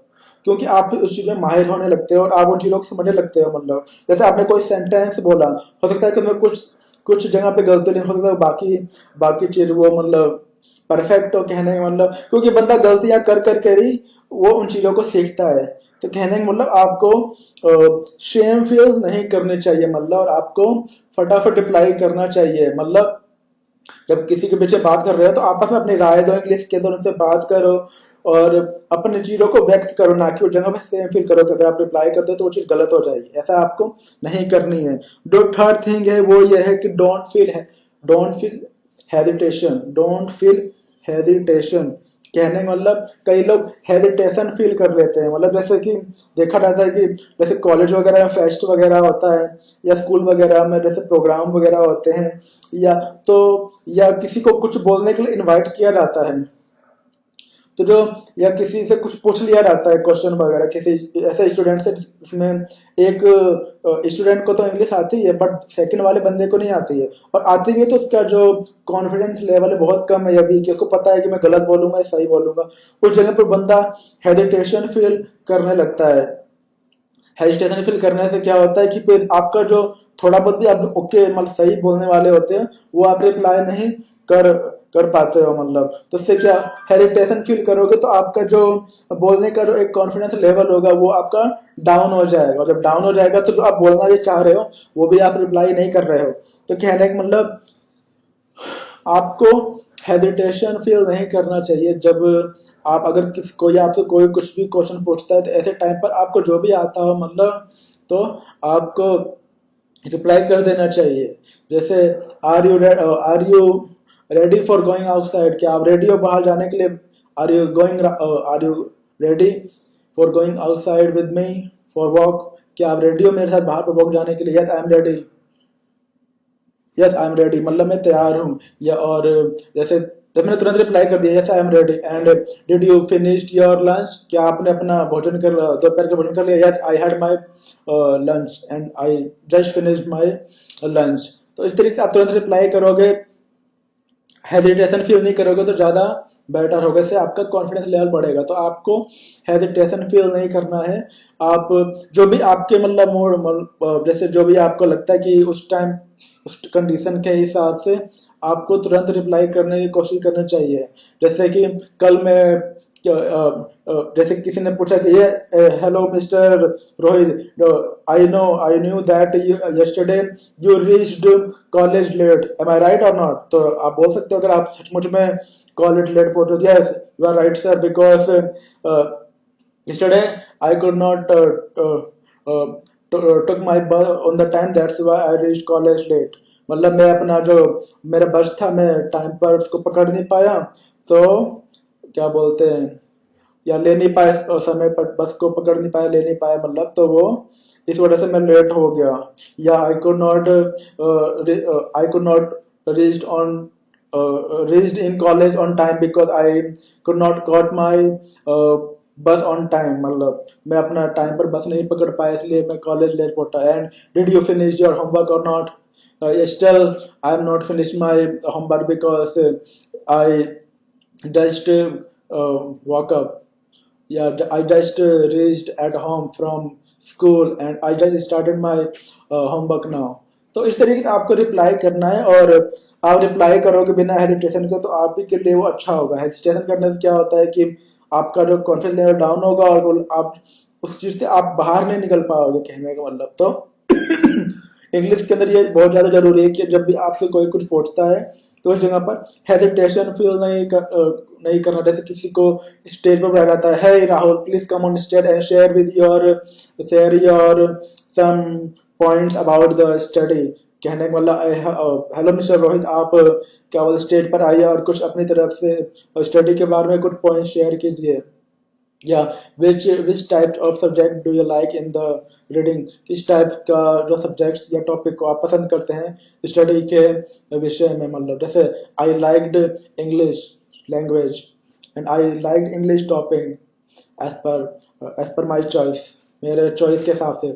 तो आपको कहने का मतलब आपको हेजिटेशन फील नहीं करना है, और जो भी आपको रिप्लाई करना है तुरंत करना है, कहने का मतलब। तभी आप इंग्लिश को अपने बहुत जल्दी इंप्रूव कर पाओगे। इस हैबिट को अपने माइंड से या अपने अंदर से निकालने की कोशिश करना है। जो फोर्थ पॉइंट है जो आपको गलती नहीं करनी चाहिए वो ये है कि डोंट लूज योर कॉन्फिडेंस। कहने का मतलब आपको इंग्लिश आती है मतलब, या आप इंग्लिश सीख रहे हो मतलब, लेकिन जब वही बात अच्छी जाती है किसी और के साथ बात करने में तो वहां पे आपको अंदर से कॉन्फिडेंट नहीं होता है कि मैं रिप्लाई करूंगा तो कहीं वो गलत ना हो जाए। तो या अगले बंदे को अगर मैं गलत कर दे तो अगला बंदा मेरे पे हंसने ना लगे, मेरे मजाक ना उड़ाने लगे, क्योंकि मेरे को उतनी अच्छी आती नहीं है, या आती भी है तो मुझे खुद नहीं पता कि वो सही है या गलत है। तो ऐसे चीजों के अंदर आप अपने अंदर ही डाउट में लगे रहते हो, अपने आपको अपने ऊपर संदेह होता है कि am I right or not in this sentences, और how can I reply to them to her, या am I right or not, मैं सही हूँ या नहीं हूँ। मतलब कहने को आप अपने अंदर ही बहुत सारे क्वेश्चंस के बीच में बंधे हुए रहते हो या फंसे हुए रहते हो, जिसकी वजह से आपका जो कॉन्फिडेंस लेवल जो होता है, आत्मविश्वास जो होता है वो नीचे डाउन रहता है। और जब आप इस तरीके से रिप्लाई नहीं कर पाते हो तो आप फिर ऐसे आप अपने मतलब आप अपने अंदर से बाहर ही नहीं निकल पाओगे, क्योंकि आपको फिर कई मौका भी मिलेगा तो जो आपके फ्रेंड सर्कल के होंगे, आपके ग्रुप के होंगे या फ्रेंड्स होंगे, उनको पता होगा कि ये बंदा तो कभी रिप्लाई करता ही नहीं है, कुछ भी पूछो इंग्लिश में तो इसको इंग्लिश नहीं आती है, कहने में मतलब। इससे फिर क्या हुआ कि आप जब आपको आते हुए जब आप कोशिश नहीं करोगे और आपका कॉन्फिडेंस लेवल डाउन रहेगा तो आप कभी भी इस चीज से बाहर नहीं निकल पाओगे। और जब आप बाहर ही नहीं निकल पाओगे तो आप इंग्लिश को इम्प्रूव कर ही नहीं सकते हो।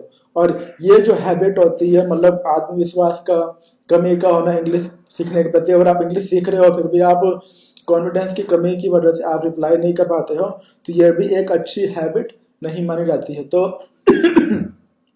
कहने का मतलब आपको ये जो हैबिट है कि डोंट लूज योर कॉन्फिडेंट, आप when you speak English with anyone और विद योर फ्रेंड्स और विद योर फैमिली मेंबर्स, तो आपको you have need to apply right there, आपको वहीं पर रिप्लाई करना है मतलब। और यही आपके कॉन्फिडेंस लेवल को बढ़ाएगा। और हो सकता है कि जब आप रिप्लाई करो तो वो सही हो, और हो सकता है थोड़ा बहुत गलत हो, थोड़ा बहुत सही हो, और हो सकता है पूरा ही गलत हो, तो कोई बात नहीं, आप रिप्लाई तो कर रहे हो ना। अगला बंदा ये तो मानेगा कि अगर बंदे का भी स्टार्टिंग टाइम है, बंदा इंग्लिश सीखने की कोशिश कर रहा है, तो वो आपकी कॉन्फिडेंस लेवल को देखकर आपकी सराहना करेगा, आपको अप्रिशिएट करेगा कि चलो बंदा स्टार्टिंग है, धीरे धीरे ही उसकी गाड़ी ट्रैक पर आ जाएगी, मतलब धीरे धीरे बंदा भी इंग्लिश बोलने लगेगा। मतलब जैसे मैं भी गवर्नमेंट स्कूल से पढ़ा हूँ मतलब 12वीं तक। उसके बाद मैंने लेकिन मेरे 12वीं में अच्छे नंबर आए तो मैंने रेगुलर कॉलेज किया दिल्ली के पीजीडीएवी था, तो मुझको मेरे कॉलेज लाइफ तक मुझे इंग्लिश नहीं आती, बट मेरा फेवरेट टॉपिक या सब्जेक्ट रहा वो इंग्लिश रहा है। एंड आफ्टर 5 साल या 5 ईयर 2015 में मैंने आई completed my graduation in 2015 and that time also could not reply in English language but now I can reply। कहने का मतलब 5 साल पहले जब मैं अपना कॉलेज कंप्लीट किया तब भी मैं अप्लाई नहीं कर पाता था इंग्लिश में, because that time I had not confidence, उस टाइम मेरे पास विश्वास नहीं था। बट मैंने अपने ऊपर जो है बताया हार्ड वर्क किया, फोकस किया, एफर्ट किया, पेशेंस रखा और प्रैक्टिस किया इन चीज़ों की, and now I can reply and understand also. तो कहने का मतलब आपको अपने कॉन्फिडेंस लेवल को बढ़ाना है, मतलब आप गवर्नमेंट स्कूल से पढ़े हो या प्राइवेट स्कूल से, नथिंग मैटर, ये चीजें मैटर नहीं करती। आपकी जो सीखने की किसी जो भी आप अपनी लाइफ में सीखना चाहते हो वो चीज मैटर करती है। अगर आप कोई भी चीज लाइफ में सीखना चाहते हो तो आप उस चीज को सीख सकते हो, लेकिन उसके लिए आपका, जैसे मैंने बताया कि आप इन चीजों को, चार पांच चीजों मैंने ऑलरेडी बताई, वो आपको करना पड़ेगा और आपको अपना हर चीज को सीखने के प्रति अपने कॉन्फिडेंस लेवल को बनाए रखना पड़ेगा, तभी आप अच्छे से इंग्लिश को सीख भी पाओगे और बोल भी पाओगे और अपने इंग्लिश को इम्प्रूव भी कर पाओगे। तो आशा करता हूँ आप इस नेक्स्ट टाइम आप इस अपने कॉन्फिडेंस की कमी की जो गलतियां इसको आप नहीं करोगे और अपने, अगर आप इंग्लिश सीख रहे हो तो अपना आप अपने कॉन्फिडेंस लेवल को बनाए रखोगे। तो ये था दोस्तों चौथा पॉइंट, चौथी वो गलती जो आप करते हो, मतलब अपने कॉन्फिडेंस लेवल को डाउन रखते हो। तो don't lose your confidence. And fifth and last point है जो आपको वो गलती नहीं करनी चाहिए, वो है डोंट फील नेगेटिव। यानी कई लोगों को, जैसे आजकल का टाइम में, जैसे जिस बंदे को अगर चार पांच बंदे हैं ग्रुप है और कोई तीन चार बंदों को तो इंग्लिश अच्छी आती है, लेकिन कोई बंदा एक ऐसा है जो नॉर्मल है, उसको इंग्लिश अच्छी नहीं आती है, तो वो बंदा देखता है बाकी चारों को, अरे आपस में कितनी अच्छी बातें कर रहे हैं, कैसे एक दूसरे का रिप्लाई कर रहे हैं। उस बंदे को डर लगता है कि अगर वो रिप्लाई करेगा, गलत सलत होगा तो अगले बंदे उस पर हंसेंगे। और कई बंदे ऐसे भी होते हैं कि चार फ्रेंड अगर आपके हैं तो हो सकता है कि एक दो चलो कुछ नहीं बोलेंगे, उनको पता होगा कि आप गलत बोल रहे हो, लेकिन दूसरे एक दो बंदे हंसेंगे। मतलब जैसे कॉलेज में कई बार जब मैं फर्स्ट ईयर में था तो मैंने भी कई बार गलत रिप्लाई किया, तो कई बंदे उस टाइम मेरे पे हंसते थे कि अरे इस बंदे योर इंग्लिश सो पुअर, ऐसे बोलते थे। तो मुझे बड़ा अजीब सा लगता था कि अरे यानी मैंने कुछ इंग्लिश में गलत बोला होगा इसलिए मेरे को इंग्लिश में बोल ले। तो मैंने अपना आपको अपग्रेड किया, इन चीजों को सीखा, एंड अब मुझे कोई कुछ नहीं बोलता। मतलब तो मैंने बताया कि आपको स्टार्टिंग के टाइम में ऐसी चीजों को तो करना ही पड़ेगा, क्योंकि चार में से दो दोस्त हो सकता है कुछ ना बोले, और होता है वो यही बोले कि अरे बंदे ने चलो सही तो किया, मतलब रिप्लाई करके, लेकिन दो बंदे हंसेंगे। जैसे मेरे क्लास के जो फ्रेंड थे मुझ पर कई बार जब मैं गलत बोल देता था इंग्लिश, क्योंकि मुझे पता नहीं था कि मैं सही हूँ या गलत हूँ, तो मेरे पे वो हंसते थे और बोलते थे your English not good and your English is so poor, मतलब तुम्हारी इंग्लिश अच्छी नहीं है, तुम्हारी इंग्लिश बेकार है, ये वो। लेकिन मैंने कभी उन चीजों को मतलब दिल पर नहीं लिया। बस मैंने सोचा कि मुझे अपने आप को इम्प्रूव करना है, अपने आप को इंग्लिश बोलने के काबिल बनाना है, मतलब और अपने ऊपर वर्क किया और मैं आज बोल सकता हूँ। तो कहने का मतलब, अगर उस टाइम में उन चीजों को बुरा तो लगता है, लेकिन बुरा लगने का मतलब अगर आप अपने आप को इम्प्रूव भी नहीं करोगे तो आपको लाइफ टाइम तक ऐसे ही रहोगे फिर, और हर बंदा आपके ऊपर हंस के चला जाएगा या आपके बारे में बोलेगा, क्योंकि हर बंदा मतलब एक जैसा तो नहीं होता ना, एक जैसे माइंड का तो नहीं होता ना, या हर बंदे ये तो नहीं सोचते ना कि आपके दिल को मतलब बुरा लग सकता है या मन को ठेस पहुंच सकती है।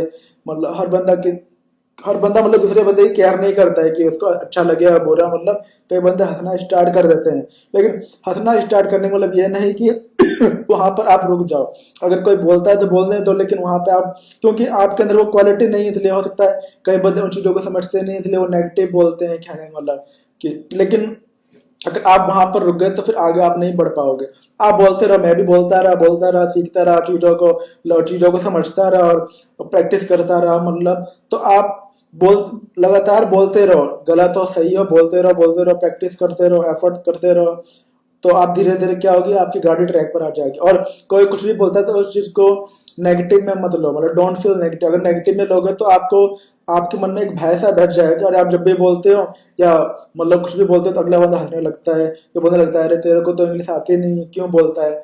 अरे हमारी लाइफ है, हम अपने आप को इम्प्रूव करने की कोशिश करेंगे तभी तो हम उसी में परफेक्ट हो पाएंगे। तो आपको दूसरे की बातों में नहीं आना है। कोई अच्छा बोलता है तो चलो उसको आप ऐसे अप्रिशिएशन के तौर पर लो कि सराहना हमारा कर रहा है कि हम कोशिश कर रहे हैं। कोई बुराई बोलता है कि अरे तेरे को इंग्लिश नहीं आती है, मतलब तो कोई बात नहीं, हमारी लाइफ है, हमें हमें अपने ऊपर पूरा राइट है कि हमें उस चीज को सीखना है या नहीं सीखना है। और सीखने के दौरान तो गलतियां तो होंगी, और गलतियां होती भी तो उसे अपनी लाइफ से लेकर सीरियस नहीं रहना है, उस चीज को इम्प्रूव करना है और अपने लाइफ में आगे बढ़ना है, जैसे कि मैंने किया। आज से 5 से 6 साल पहले मुझे नहीं आते थे इंग्लिश, कॉलेज पास करने के बाद भी, बट अब मुझे इंग्लिश आती है। मतलब क्योंकि मैंने अपने आप को इम्प्रूव किया, अपग्रेड किया, और कैसे किया, प्रैक्टिस करके, मेहनत करके, हार्डवर्क करके, फोकस करके, अपना पूरा पूरा एफर्ट देके। तो दोस्तों ये थे 5 से 6, 4 से 5 पॉइंट। एक बार मैं आप सबको फिर से रिप्लाई करता हूँ जो मैंने आपको बताया कि आपको पहले तो थी आपको don't do translate in your mind. आपको चीजों को ट्रांसलेट अपने माइंड के अंदर नहीं करना जब भी आप इंग्लिश बोलने की कोशिश करते हो। सेकंड है आपको डोंट फील शेम, आपको शर्म महसूस नहीं करना है, आपको इंग्लिश बोलते रहना है, भले ही सही हो गलत हो, धीरे धीरे आपकी गाड़ी जो है ट्रैक पर आ जाएगी। तीसरा था आपको डोंट फील हेजिटेशन, आपको हेजिटेशन फील नहीं करना जब भी अगर आप इंग्लिश सीख रहे हो या बोलने की कोशिश कर रहे हो। फोर्थ था डोंट लूज योर कॉन्फिडेंस, अगर आपको इंग्लिश आती है या आप स्टार्टिंग में हो तो अपना कॉन्फिडेंस को खोइए मत, आप बोलते रहिए, धीरे धीरे आप इंग्लिश को अच्छे से बोलने लगोगे और सीख भी जाओगे। क्योंकि लैंग्वेज है तो अगर आप करोगे तो आप सीख जाओगे एक ना एक दिन, लेकिन उस चीज को छोड़ो मत और अपने कॉन्फिडेंस को बनाए रखो, इंग्लिश को बोलते रहो। और जो लास्ट था वो था डोंट फील नेगेटिव, आप इंग्लिश को बोलो, चाहे आपका फ्रेंड सर्कल हो या फैमिली के बीच में हो या अलोन फ्रेंड के साथ हो या किसी के भी साथ हो, मतलब आप इंग्लिश बोलते रहो, बोलते बोलते बोलते आप इंग्लिश जरूर इंप्रूव हो जाएगी। और इन 4-5 हैबिट्स जो मैंने बताया अपने माइंड से इनको निकाल दो, अपने लाइफ के अंदर से इनको निकाल दो, तो आप देखोगे कि आप धीरे धीरे इंग्लिश फास्ट वे में सीखते जा रहे हो, क्योंकि आप इन चीजों को अपने लाइफ से निकाल चुके हो। तो दोस्तों आज की ये वीडियो आप सभी को बहुत बहुत पसंद आई होगी, कि क्योंकि ज्यादातर ये गलतियां मैंने अपने लाइफ के अंदर की थी, तो इसलिए जो मेरे लाइफ का एक्सपीरियंस था इंग्लिश सीखने के प्रति वही मैंने आप सभी को शेयर किया है। क्योंकि मैं भी पहले ट्रांसलेट वगैरह करता था, पर मुझे पता चला कि this is not a good thing if you want to learn English, तो इसलिए मैंने आप सभी को शेयर किया। कैसा लगा आप सभी को मेरा आज का नया वीडियो, लाइक एंड कमेंट करके जरूर बताइएगा। फिर मिलेंगे नई वीडियो में नए टॉपिक के साथ, तब तक के लिए टेक केयर डियर। हेलो दोस्तों, एक बार फिर आप सभी का स्वागत है मेरे चैनल पर। मैं हूं नितेश पांडे और आप सभी का बहुत बहुत स्वागत करता हूं मेरे इस चैनल पर। आज हम बात करेंगे एक नए मोटिवेशनल वीडियो के बारे में। और वीडियो को स्टार्ट करने से पहले अगर आप पहली बार मेरे चैनल पर आए हो और तो आपको इस वीडियो के एक रेड सब्सक्राइब बटन और साइड में आपको एक बेल वाला आइकन भी दिख रहा होगा, अभी जाइए और दोनों को प्रेस कर दीजिए और मेरे चैनल से कनेक्ट हो जाइए, ताकि अब मेरे आने वाले हर नए वीडियोस को आप देख सकें, उनसे कुछ सीख सके, अपनी लाइफ में ग्रोथ कर सके और अपने जीवन में एक अच्छी व्यक्ति बन सके। तो दोस्तों स्टार्ट करते हैं हमारा आज का नया वीडियो। तो आज हम बात करेंगे हम अपने माइंड को शांत कैसे रखें, अपने माइंड को शांत कैसे रखें, मतलब उस इस टॉपिक के बारे में आज इस वीडियो के अंदर हम बात करेंगे। और शांत रखने के मैं कुछ आपको टिप्स बताऊंगा इस वीडियो के अंदर। तो दोस्तों स्टार्ट करते हैं हमारा आज का नया वीडियो। जैसा कि मैंने आपको बताया कि आज की इस वीडियो में हम बात करेंगे अपने माइंड को शांत हम कैसे रखें, मतलब क्योंकि आजकल मतलब आजकल का जो टाइम है, मतलब आजकल का जो समय है काफ़ी मतलब भाग दौड़ का समय है, मतलब हर व्यक्ति अपने आप में बिजी है, सबके पास अपना अलग अलग मतलब अलग अलग प्रकार के अलग अलग काम है, चाहे वो किसी भी एज लेवल का बंदा क्यों ना हो, मतलब जैसे कि हम देखते हैं कि जो मतलब जिस वर्ल्ड के अंदर मतलब अलग अलग तरह के लोग रहते हैं और अलग अलग स्टेटस मतलब अलग अलग स्टेटस से बिलोंग करते हैं। जैसे कोई रिच फैमिली से बिलोंग करता है, कोई मीडियम क्लास, कोई सिंपल क्लास, कोई नॉर्मल क्लास फैमिली से, मतलब रिच फैमिली से जो बंदे बिलोंग करते हैं उनको सारे रिसोर्सेज, सारे सुख सुविधाएं, मतलब अच्छे स्कूल में पढ़ना, अच्छी स्टडी करना, अच्छे मतलब अच्छे ज्ञान को अर्जित करना। मिडिल क्लास जो रहते हैं उनको भी मतलब को मेहनत करना पड़ता है, उनके पास लगभग सारे जो जो रिसोर्स होते ही हैं। फिर आती है नॉर्मल, उसके नॉर्मल क्लास और सिंपल क्लास जो नीचे की होती है, वो ऐसे लोग होते हैं जिनको अपने मतलब उनको काफ़ी लाइफ में स्ट्रगल करना पड़ता है, काफ़ी मेहनत करना पड़ता है। जैसे कि मतलब नॉर्मल क्लास या मिडिल क्लास मतलब सिंपल क्लास में वो फैमिली आती है जो कब देख रहे होगे कि जैसे दिल्ली जैसी सिटी में, मतलब जो बाहर के स्टेट से, मान लो जैसे यूपी, बिहार, झारखंड, उड़ीसा से मतलब आकर लोग यहाँ पे जैसे जो रहते हैं, मतलब अपना मतलब क्या कि उनको रोजगार मिल सके, उनको अच्छी नॉलेज मिल सके, तो यहाँ पे लोग जॉब करने के लिए आते हैं। और आ, जब यहाँ पर आते हैं तो उनको रहने के लिए उनके पास अपना घर नहीं होता, तो लोग रेंट पे रहते हैं, मतलब तो दिल्ली में कई सारे जगहों पर मतलब लोग रेंट पे रहते हैं जो बाहर के स्टेट से आके यहाँ पर रहते हैं, तो उनकी लाइफ में काफ़ी स्ट्रगल होता है, मतलब कि उनके पास रिसोर्सेज नहीं होते हैं डेली उनको जॉब पर जाने के लिए भी, या जहाँ पर उनका ऑफिस होता है वहाँ पर आने जाने के लिए भी उनको मतलब ऑटो रिक्शा या बस वगैरह पकड़ कर जाना पड़ता है, मतलब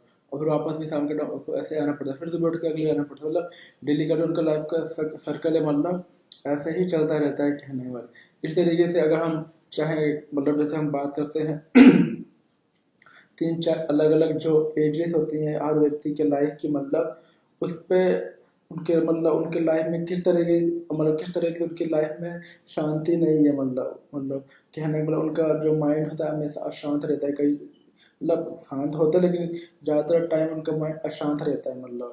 तो अशांत कैसे रहता है, उसकी बात हम 3-4 अलग अलग स्टेज के जो ह्यूमंस होते हैं, व्यक्ति होते हैं, उन पर हम बात करेंगे। और फिर बात करेंगे हम इसको कैसे अपने जीवन से अपनी लाइफ से इसको रिमूव करें और कैसे अपने दिमाग को शांत रखें। पहले हम बात करते हैं अलग अलग एज के अलग अलग एज के लेवल्स के हिसाब से कि आप सभी को पता ही होगा कि आजकल के टाइम जो हमारा वर्ल्ड है, वर्ल्ड में जैसे मैंने ऑलरेडी आप सभी को बता चुका हूँ कि अलग अलग स्टेटस से बिलोंग करने वाले रिच रिच फैमिलीज, पुअर और normal family, simple family, medium class family, सब में हर क्लास से बिलोंग करने वाले लोग रहते हैं। और तो इस वर्ल्ड के अंदर इस संसार के अंदर जब कोई बच्चा पैदा होता है, चाहे वो किसी भी फैमिली से क्यों ना बिलोंग करता हो, चाहे वो हाई क्लास हो, रिच फैमिली हो, नॉर्मल मीडियम क्लास, सिंपल, और किसी भी फैमिली में पैदा होता है तो वो तो उसका स्टार्टिंग के जो पहले 3 साल होते हैं, तो 1 से 3 साल तक का जो टाइम होता है, उस टाइम में वो बच्चा जो होता है वो 2-3 चीज़ें करना सीखता है। वो कभी न्यू बॉर्न बेबी होता है वो, तो जैसे कि चलना फिरना सीखता है, और पैरों पे चलता है, अपने हाथ से भी वो चलना सीखता है। फिर बोलना सीखता है, फिर और खाना सीखता है कि उसके दांत वगैरह धीरे धीरे निकलते हैं। 3 साल तक उसके दांत काफ़ी निकल जाते हैं कहने का तो 1 से 3 साल तक का जो टाइम होता है, इस एज में वो जो बच्चा होता है इन चीज़ों को सीख इस चीज़ों को करना सीखता है, चलना फिरना, खाना पीना, बोलना सीखता है। 1 से 3 साल तक यही चलता रहता है। लेकिन जैसे ही वो बच्चा अपने जीवन का जो चौथे साल में प्रवेश करता है, एंट्री करता है, तो उस बच्चे को स्कूल में डाल दिया जाता है। स्कूल पढ़ने के लिए, आगे की स्टडी करने के लिए। तो जैसे कि आप सभी को पता ही होगा कि हमारे भारत जैसे देश में 2 तरह के स्कूल देखने को मिलते हैं। एक होता है गवर्नमेंट स्कूल, जो कि पहले से स्टार्ट होकर 5वीं तक, फिर 6ठी से लेकर 10वीं तक, जिसको हम सेकेंडरी, और 6ठी से 12वीं तक होता है, जिसको हम सीनियर सेकेंडरी बोलते हैं।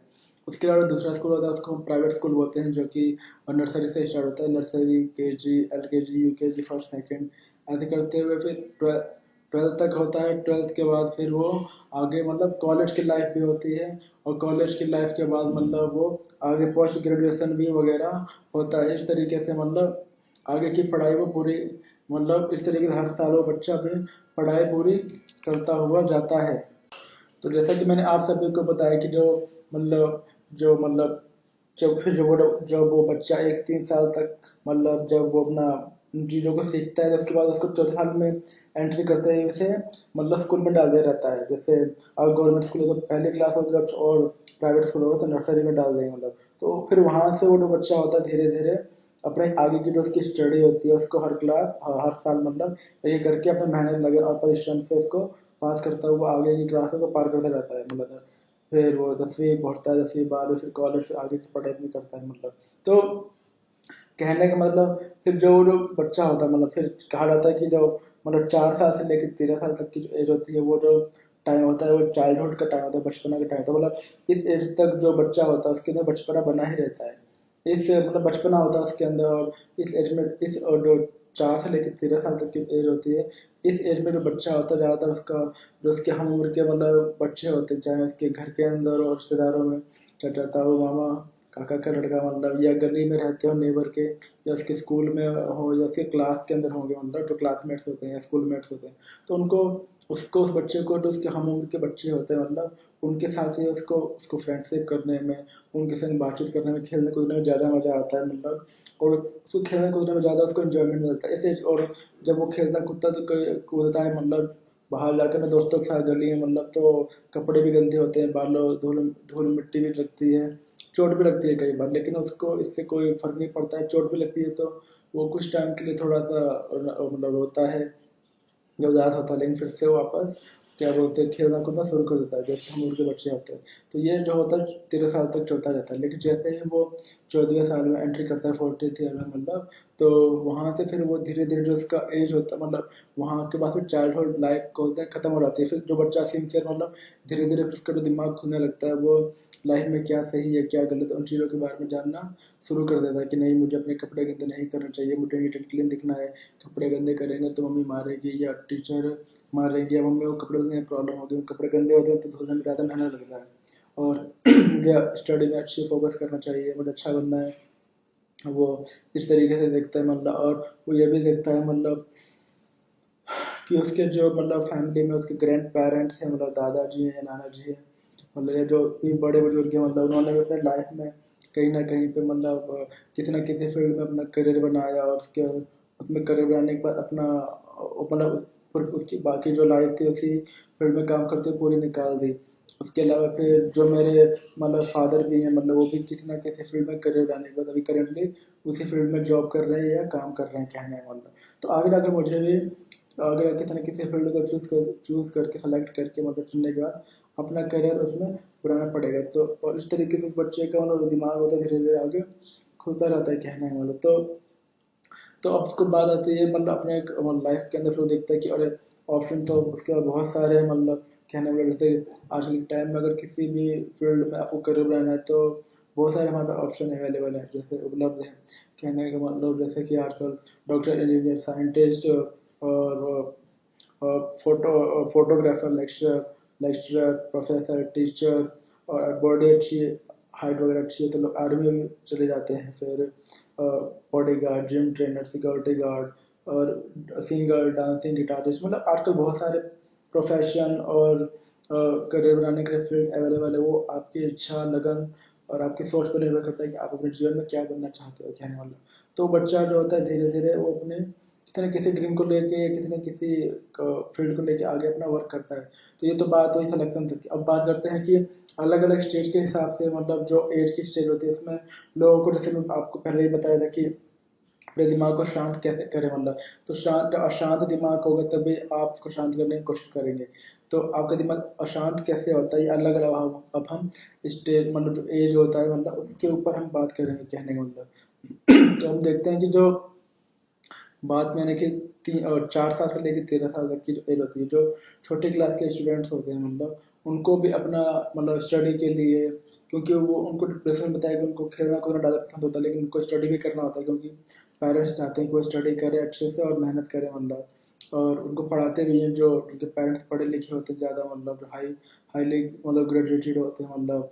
तो उनके पेरेंट्स उनको पढ़ाते भी हैं मतलब। तो जो बच्चा होता है पढ़ता है तो एक साथ में उसको मतलब खेलने कूदने का, जैसे मैंने बताया कि खेलना कूदता है मतलब अगर उसको खेलने कूदने नहीं दिया जाए मतलब, उसको ऑलमोस्ट स्टडी नहीं कराया जाए मतलब, तो बच्चा जो होगा सैड होने लगेगा मतलब, थोड़ा उदास रहने लगेगा। क्योंकि खेलने कूदने से ही बच्चे का ग्रोथ होगा मतलब बॉडी का ग्रोथ होता है मतलब, और दिमाग उसका वो खुलेगा मतलब। और उसका वो एज ही है खेलने मतलब खेलने कूदने की जो एज है 30 या 25 साल का बच्चा तो खेलने कूदेगा नहीं ना, वो तो उसकी एज है उस टाइम बचपन की मतलब।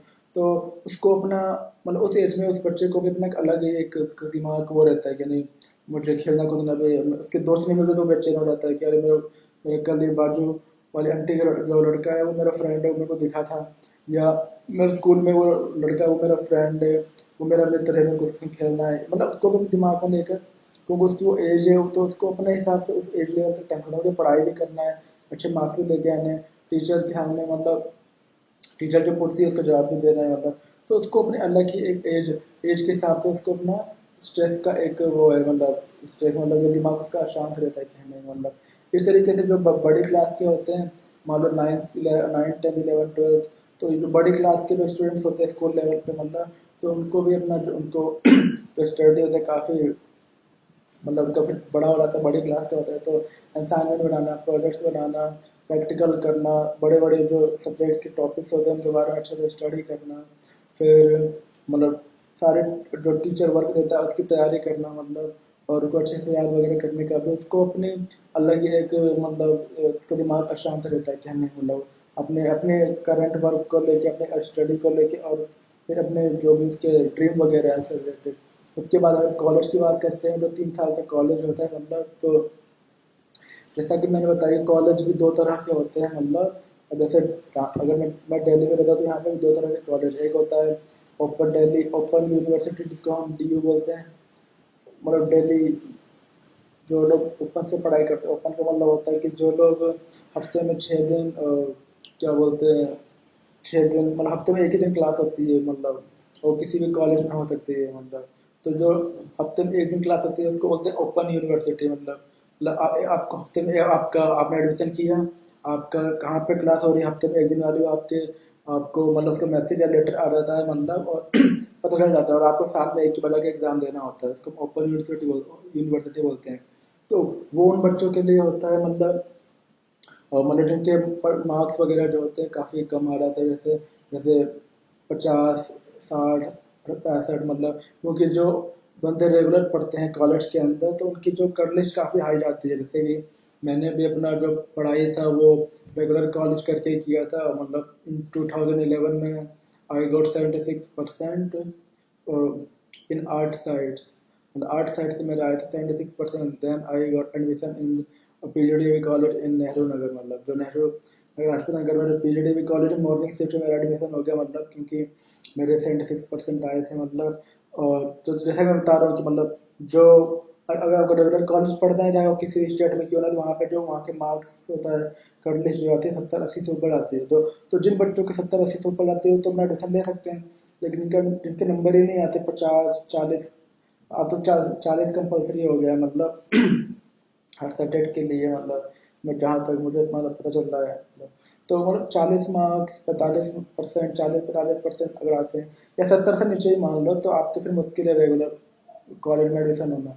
तो जो मतलब, तो जो कॉलेज के बंदे जो होते हैं जो ओपन से पढ़ाई करते हैं मतलब, तो वो तो साल में एक ही बार जाके अपना एग्ज़ाम वगैरह देते हैं मतलब, तो उनको तो जब एग्ज़ाम भी वो करीब आ जाता है तब उनको स्ट्रेस हो जाता है कि ओपन वालों का जो एग्ज़ाम होता है वो ज़्यादातर हर साल अप्रैल से लेकर जून के बीच में ही होता है, जो ओपन वालों का साल में एक बार एग्ज़ाम होता है। और जो होते हैं कॉलेज वाले मतलब जो रेगुलर कॉलेज पढ़ते हैं, जैसे मैं पढ़ता था मतलब, तो हमारे सेमेस्टर एग्जाम्स वगैरह होते थे, कहने में मतलब सेमेस्टर में क्या होता था कि आपका आपके 3 साल के कॉलेज में आपके 6 सेमेस्टर होंगे, हर साल आपको 2 सेमेस्टर का एग्जाम देना है। तो जो कहने वाले जो बंदे रेगुलर कॉलेज पढ़ते हैं, और जो एग्जाम वगैरह में भी एक्चुअली होता है कि 100 मार्क्स में से आपको 75 मार्क्स का एग्जाम होगा मतलब, बाकी जो 25 मार्क्स होते हैं मेरे आपको 5 मार्क्स अटेंडेंस के होते हैं, 10 मार्क्स आपके असाइनमेंट बनाकर देने के होते हैं, और 10 मार्क्स जो होते हैं वो होते हैं आपको आपके टेस्ट के होते हैं, 5 5 मार्क्स के 2 क्वेश्चन आंसर पूछे जाते हैं। तो कहने वाले 25 मार्क्स आप टीचर के हैंड में होते हैं, मतलब वो जो आपको अपनी मेहनत अच्छे से पूरे अटेंडेंस करके अच्छा सा प्रैक्टिकल बना के और अच्छा सा टेस्ट देके आपको उसमें अच्छे मार्क्स लेके आना होता है। बाकी 75 मार्क्स का जो होता है वो एग्जाम होता है मतलब। तो उसमें भी जैसे मैंने बताया कि बच्चों को अपना मतलब कॉलेज के जो बच्चे होते हैं उनको अपना अलग ही प्रकार का उनका दिमाग अशांत रहता है, अपने प्रैक्टिकल्स असाइनमेंट प्रोजेक्ट्स नोट्स और अलग अलग चीज मतलब जो उनके वर्क होते हैं, क्योंकि उनके कोई ना कोई उस एज में कॉलेज के टाइम में वो अपना कोई ना कोई ड्रीम सेट कर रखा था। जैसे कॉलेज में जो फेस्ट वगैरह होता है तो वहाँ पे कई सारे बैंड आते हैं, तो कई पीछे सपोर्टिंग कॉलेज के ही बंदे होते हैं, जो कोई गिटार बजा रहा होता है, कोई सिंगिंग कर रहा होता है, कोई अलग अलग म्यूजिक इंस्ट्रूमेंट प्ले कर रहा होता है। कहने का मतलब इस एज में बंदे कॉलेज तो करते ही हैं, साथ में मतलब कोई ना कोई अपने लाइफ में गोल भी सेट कर लेते हैं जिसके ऊपर वो वर्क कर रहे थे, उनको अपना अलग ही प्रकार का एक स्ट्रेस मतलब स्ट्रेस या दिमाग अशांत रहता है अगर वो कर रहे होते हैं तो। फिर बात करते हैं हम मतलब जो उसके बाद में 30 साल के एज के बाद जो बंदे जॉब कर रहे होते हैं या वर्क कर रहे होते हैं किसी ऑफिस में जाकर के, किसी बड़े अहदे पर पोस्ट पर होते हैं मतलब, तो उनको भी अपना ऑफिस का काम करना, बॉस को जवाब देना, बॉस ने जो काम किया उसको टाइम पर कंप्लीट करना, इस तरीके से उनका भी अपना एक टाइम पर ऑफिस पहुंचना, फिर टाइम पर ऑफिस से निकल के घर पहुंचना मतलब, तो उनका भी अपना एक अलग ही मतलब उनका जो अपना काम करने का उनको अपना एक तो दिमाग अशांत रहता है, क्योंकि डेली का वही सर्कल चलता है। कभी कभी संडे को छुट्टी मिल गई तो सही है, वरना डेली का उनका वही साइकिल होता है, साइकिल मतलब वही चक्र चलता रहता है कहने का मतलब डेली का। तो उनका जो उनका दिमाग काफी अशांत रहता है कहने मतलब, तो कहने मतलब जो वो बड़े बड़े जो क्या बोलते हैं हर एज के हिसाब से मतलब हर व्यक्ति को अपनी अलग अलग क्या बोलते हैं स्ट्रेस और या अशांत दिमाग रहता है मतलब। जो फीमेल में भी बात करें तो कई मतलब लड़कियां जॉब भी करती हैं मतलब, वो भी स्टडी वगैरह कर मतलब वो भी स्टडी करती है सेम एस बॉयज मतलब लड़कों की तरह। तो उनको भी अपना अलग अलग एज के साथ सेम वही मतलब दिमाग अशांत रहने की प्रॉब्लम होती है। लेकिन उनका शादी होने के बाद जैसे घर का काम करना, बच्चा होगा तो बच्चे की देख रेख करना, उसका होमवर्क करने में उसकी हेल्प कराना मतलब, तो उसको भी उनको भी अपने मतलब शादी होने के बाद जो उनकी जिम्मेदारियां होती है रिस्पॉन्सिबिलिटीज होती हैं उसके हिसाब से उनका दिमाग अशांत रहता है, कहने का मतलब। तो ये मैंने बताया कि आपको अलग अलग मतलब एज के हिसाब से लोगों का दिमाग अशांत रहता है। अब बात हम करेंगे कि जो आपका दिमाग अशांत है, मतलब अशांत दिमाग को हम शांत कैसे करें, उसके उसके लिए मैं आपको 5 टिप्स बताऊंगा, 5 सीक्रेट्स बताऊंगा, जिनको अगर आप फॉलो करोगे तो आपका दिमाग शांत रहने लगेगा, मतलब। तो और आप अपने दिमाग को शांत रखना सीख जाओगे।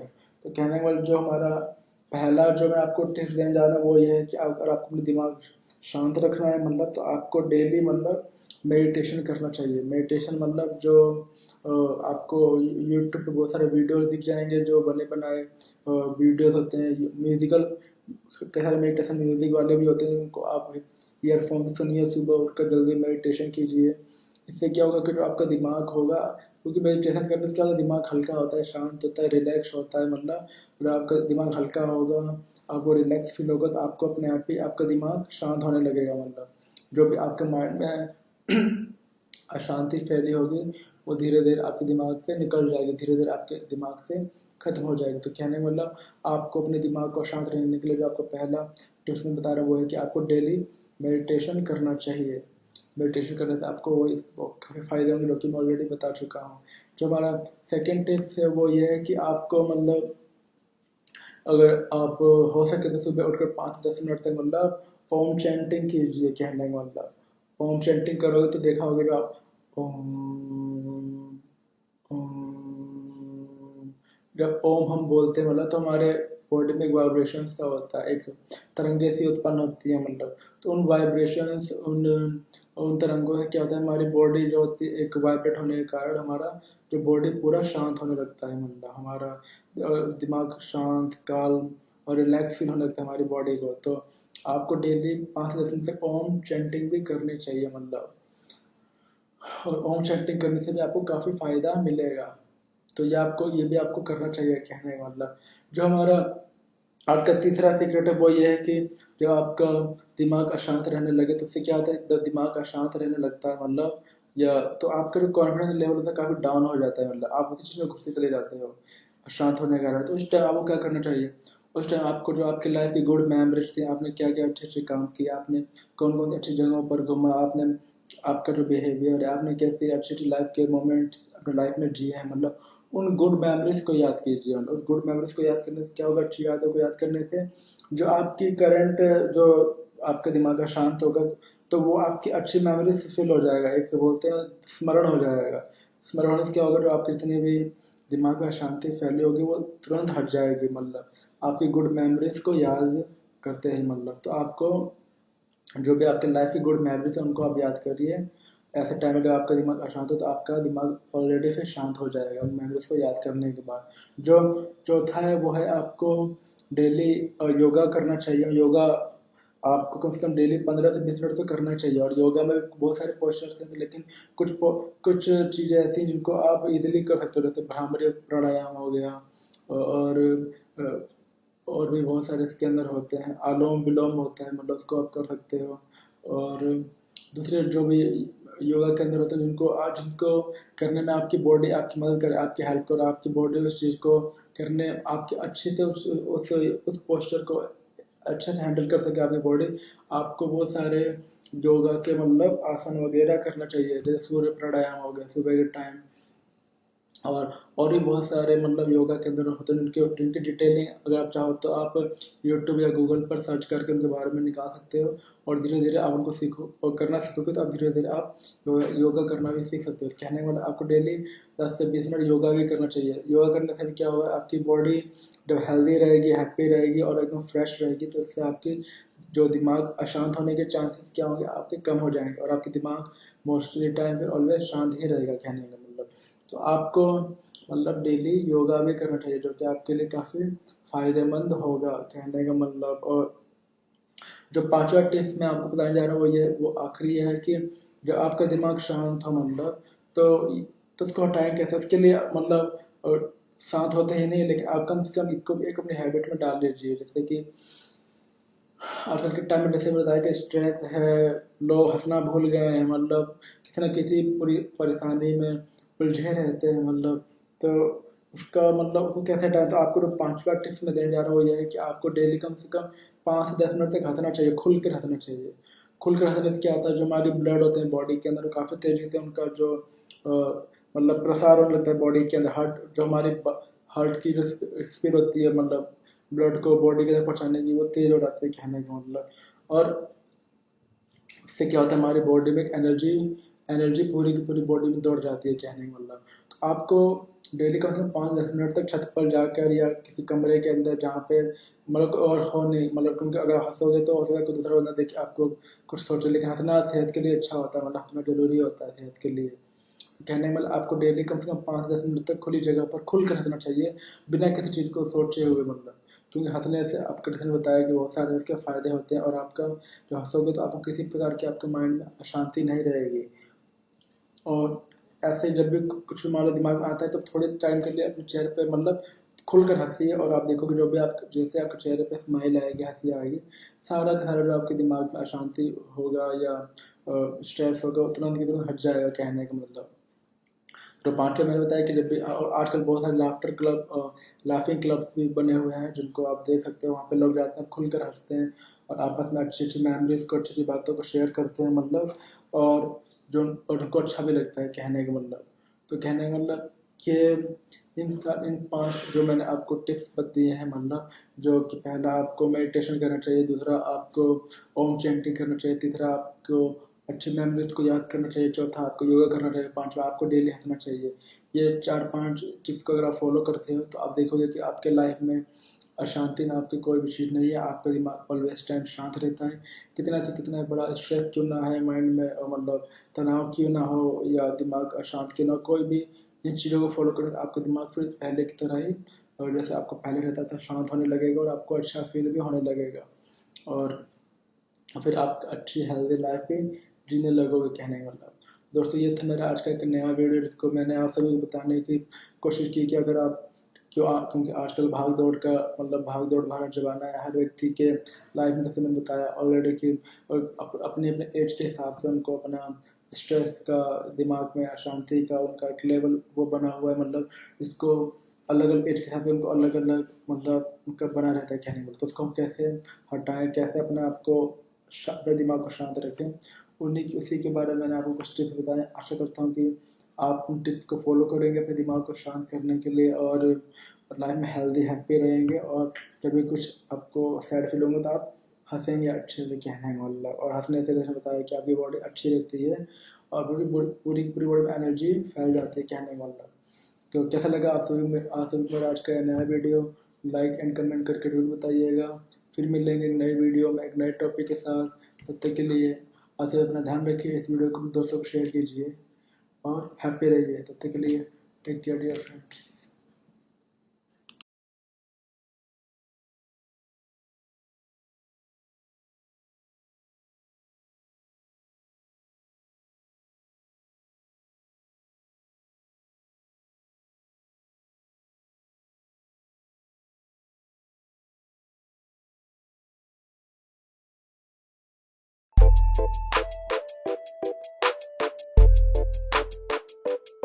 हेलो दोस्तों, एक बार फिर आप सभी का स्वागत है मेरे चैनल पर। मैं हूं नितेश पांडे और आप सभी का बहुत बहुत स्वागत करता हूं मेरे इस चैनल पर। आज हम बात करेंगे एक नए मोटिवेशनल वीडियो के बारे में, नए टिप्स वाले वीडियो के बारे में मतलब। और वीडियो को स्टार्ट करने से पहले अगर आप मेरे चैनल पर पहली बार आए हैं तो आप सभी को इस वीडियो के नीचे एक रेड सब्सक्राइब बटन और साइड में आपको एक बेल वाला आइकन भी दिख रहा होगा। अभी जाइए और आप दोनों को प्रेस कर दीजिए ताकि आप मेरे से कनेक्ट हो सकें, और मेरे चैनल से कनेक्ट होने के बाद अब मेरे आने वाले हर नए वीडियोज़ को आप देख सकें, उनसे कुछ सीख सकें, अपनी लाइफ में ग्रोथ कर सकें और अपने जीवन में एक अच्छे व्यक्ति बन सकें। तो दोस्तों स्टार्ट करते हैं हमारा आज का नया वीडियो।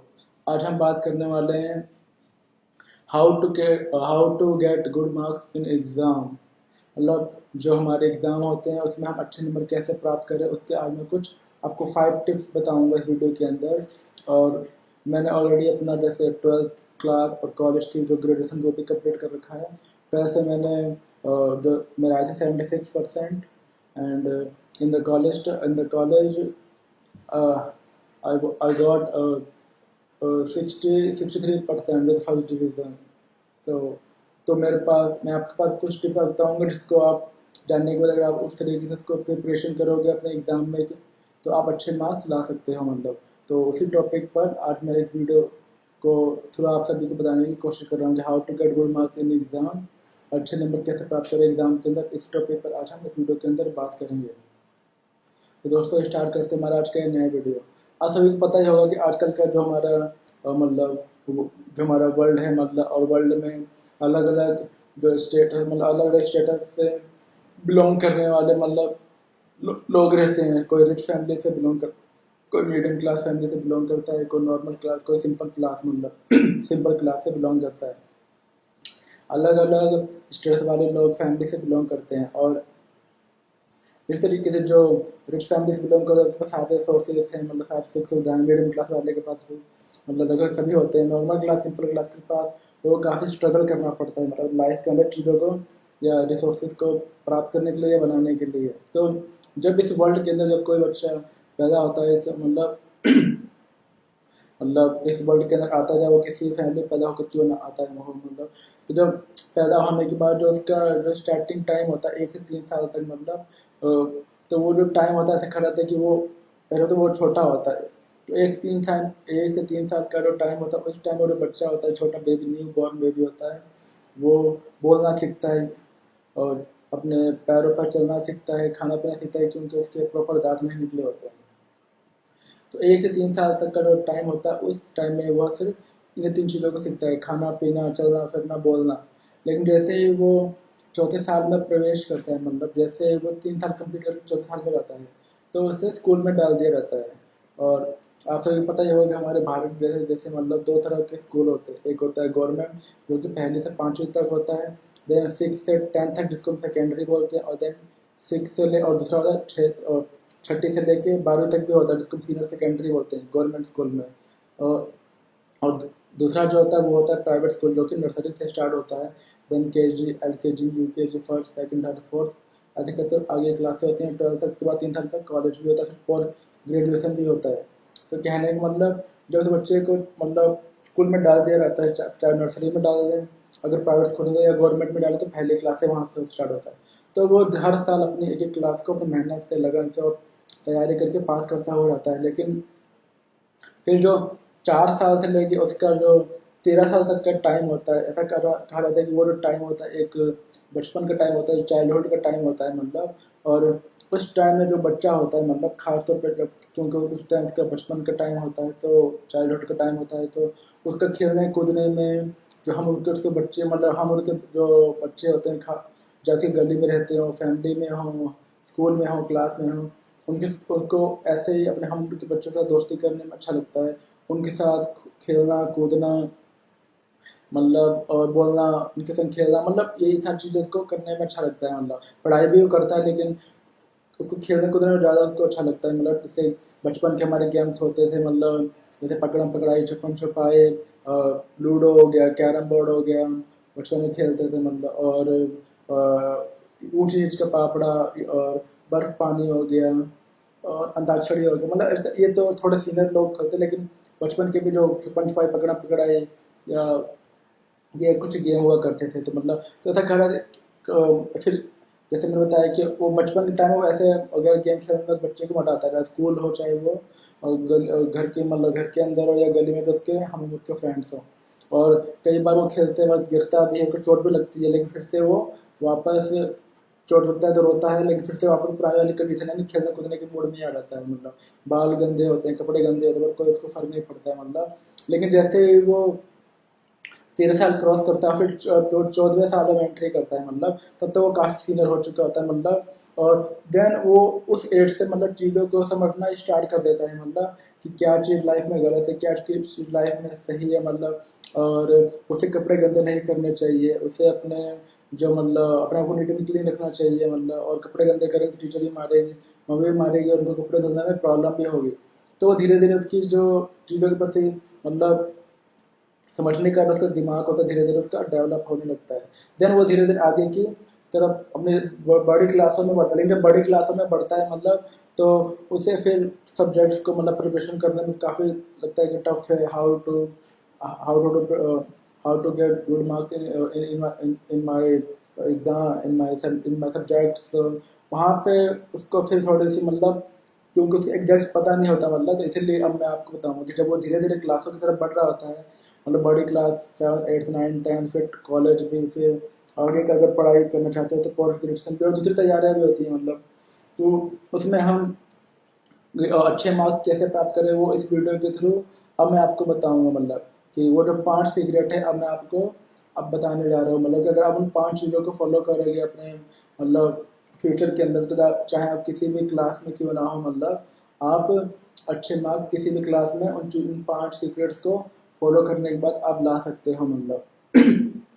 तो मैं आपको पहला सीक्रेट बताने जा रहा हूँ कि चाहे आप किसी भी क्लास में क्यों ना हो, क्योंकि आप सीनियर क्लास में हो मतलब, तो जितना ज़्यादा हमारी सीनियर क्लास होती है उतना ज़्यादा हमें फिर एक दिमाग में स्ट्रेस होता है कि हमारी बड़ी क्लास है, जैसे 10वीं 12वीं में बोर्ड एग्जाम्स होते हैं, तो हमें और ज़्यादा स्ट्रेस होता है कि बोर्ड एग्जाम होंगे तो हमें दूसरे स्कूल में जाकर हमें एग्ज़ाम देना पड़ेगा मतलब।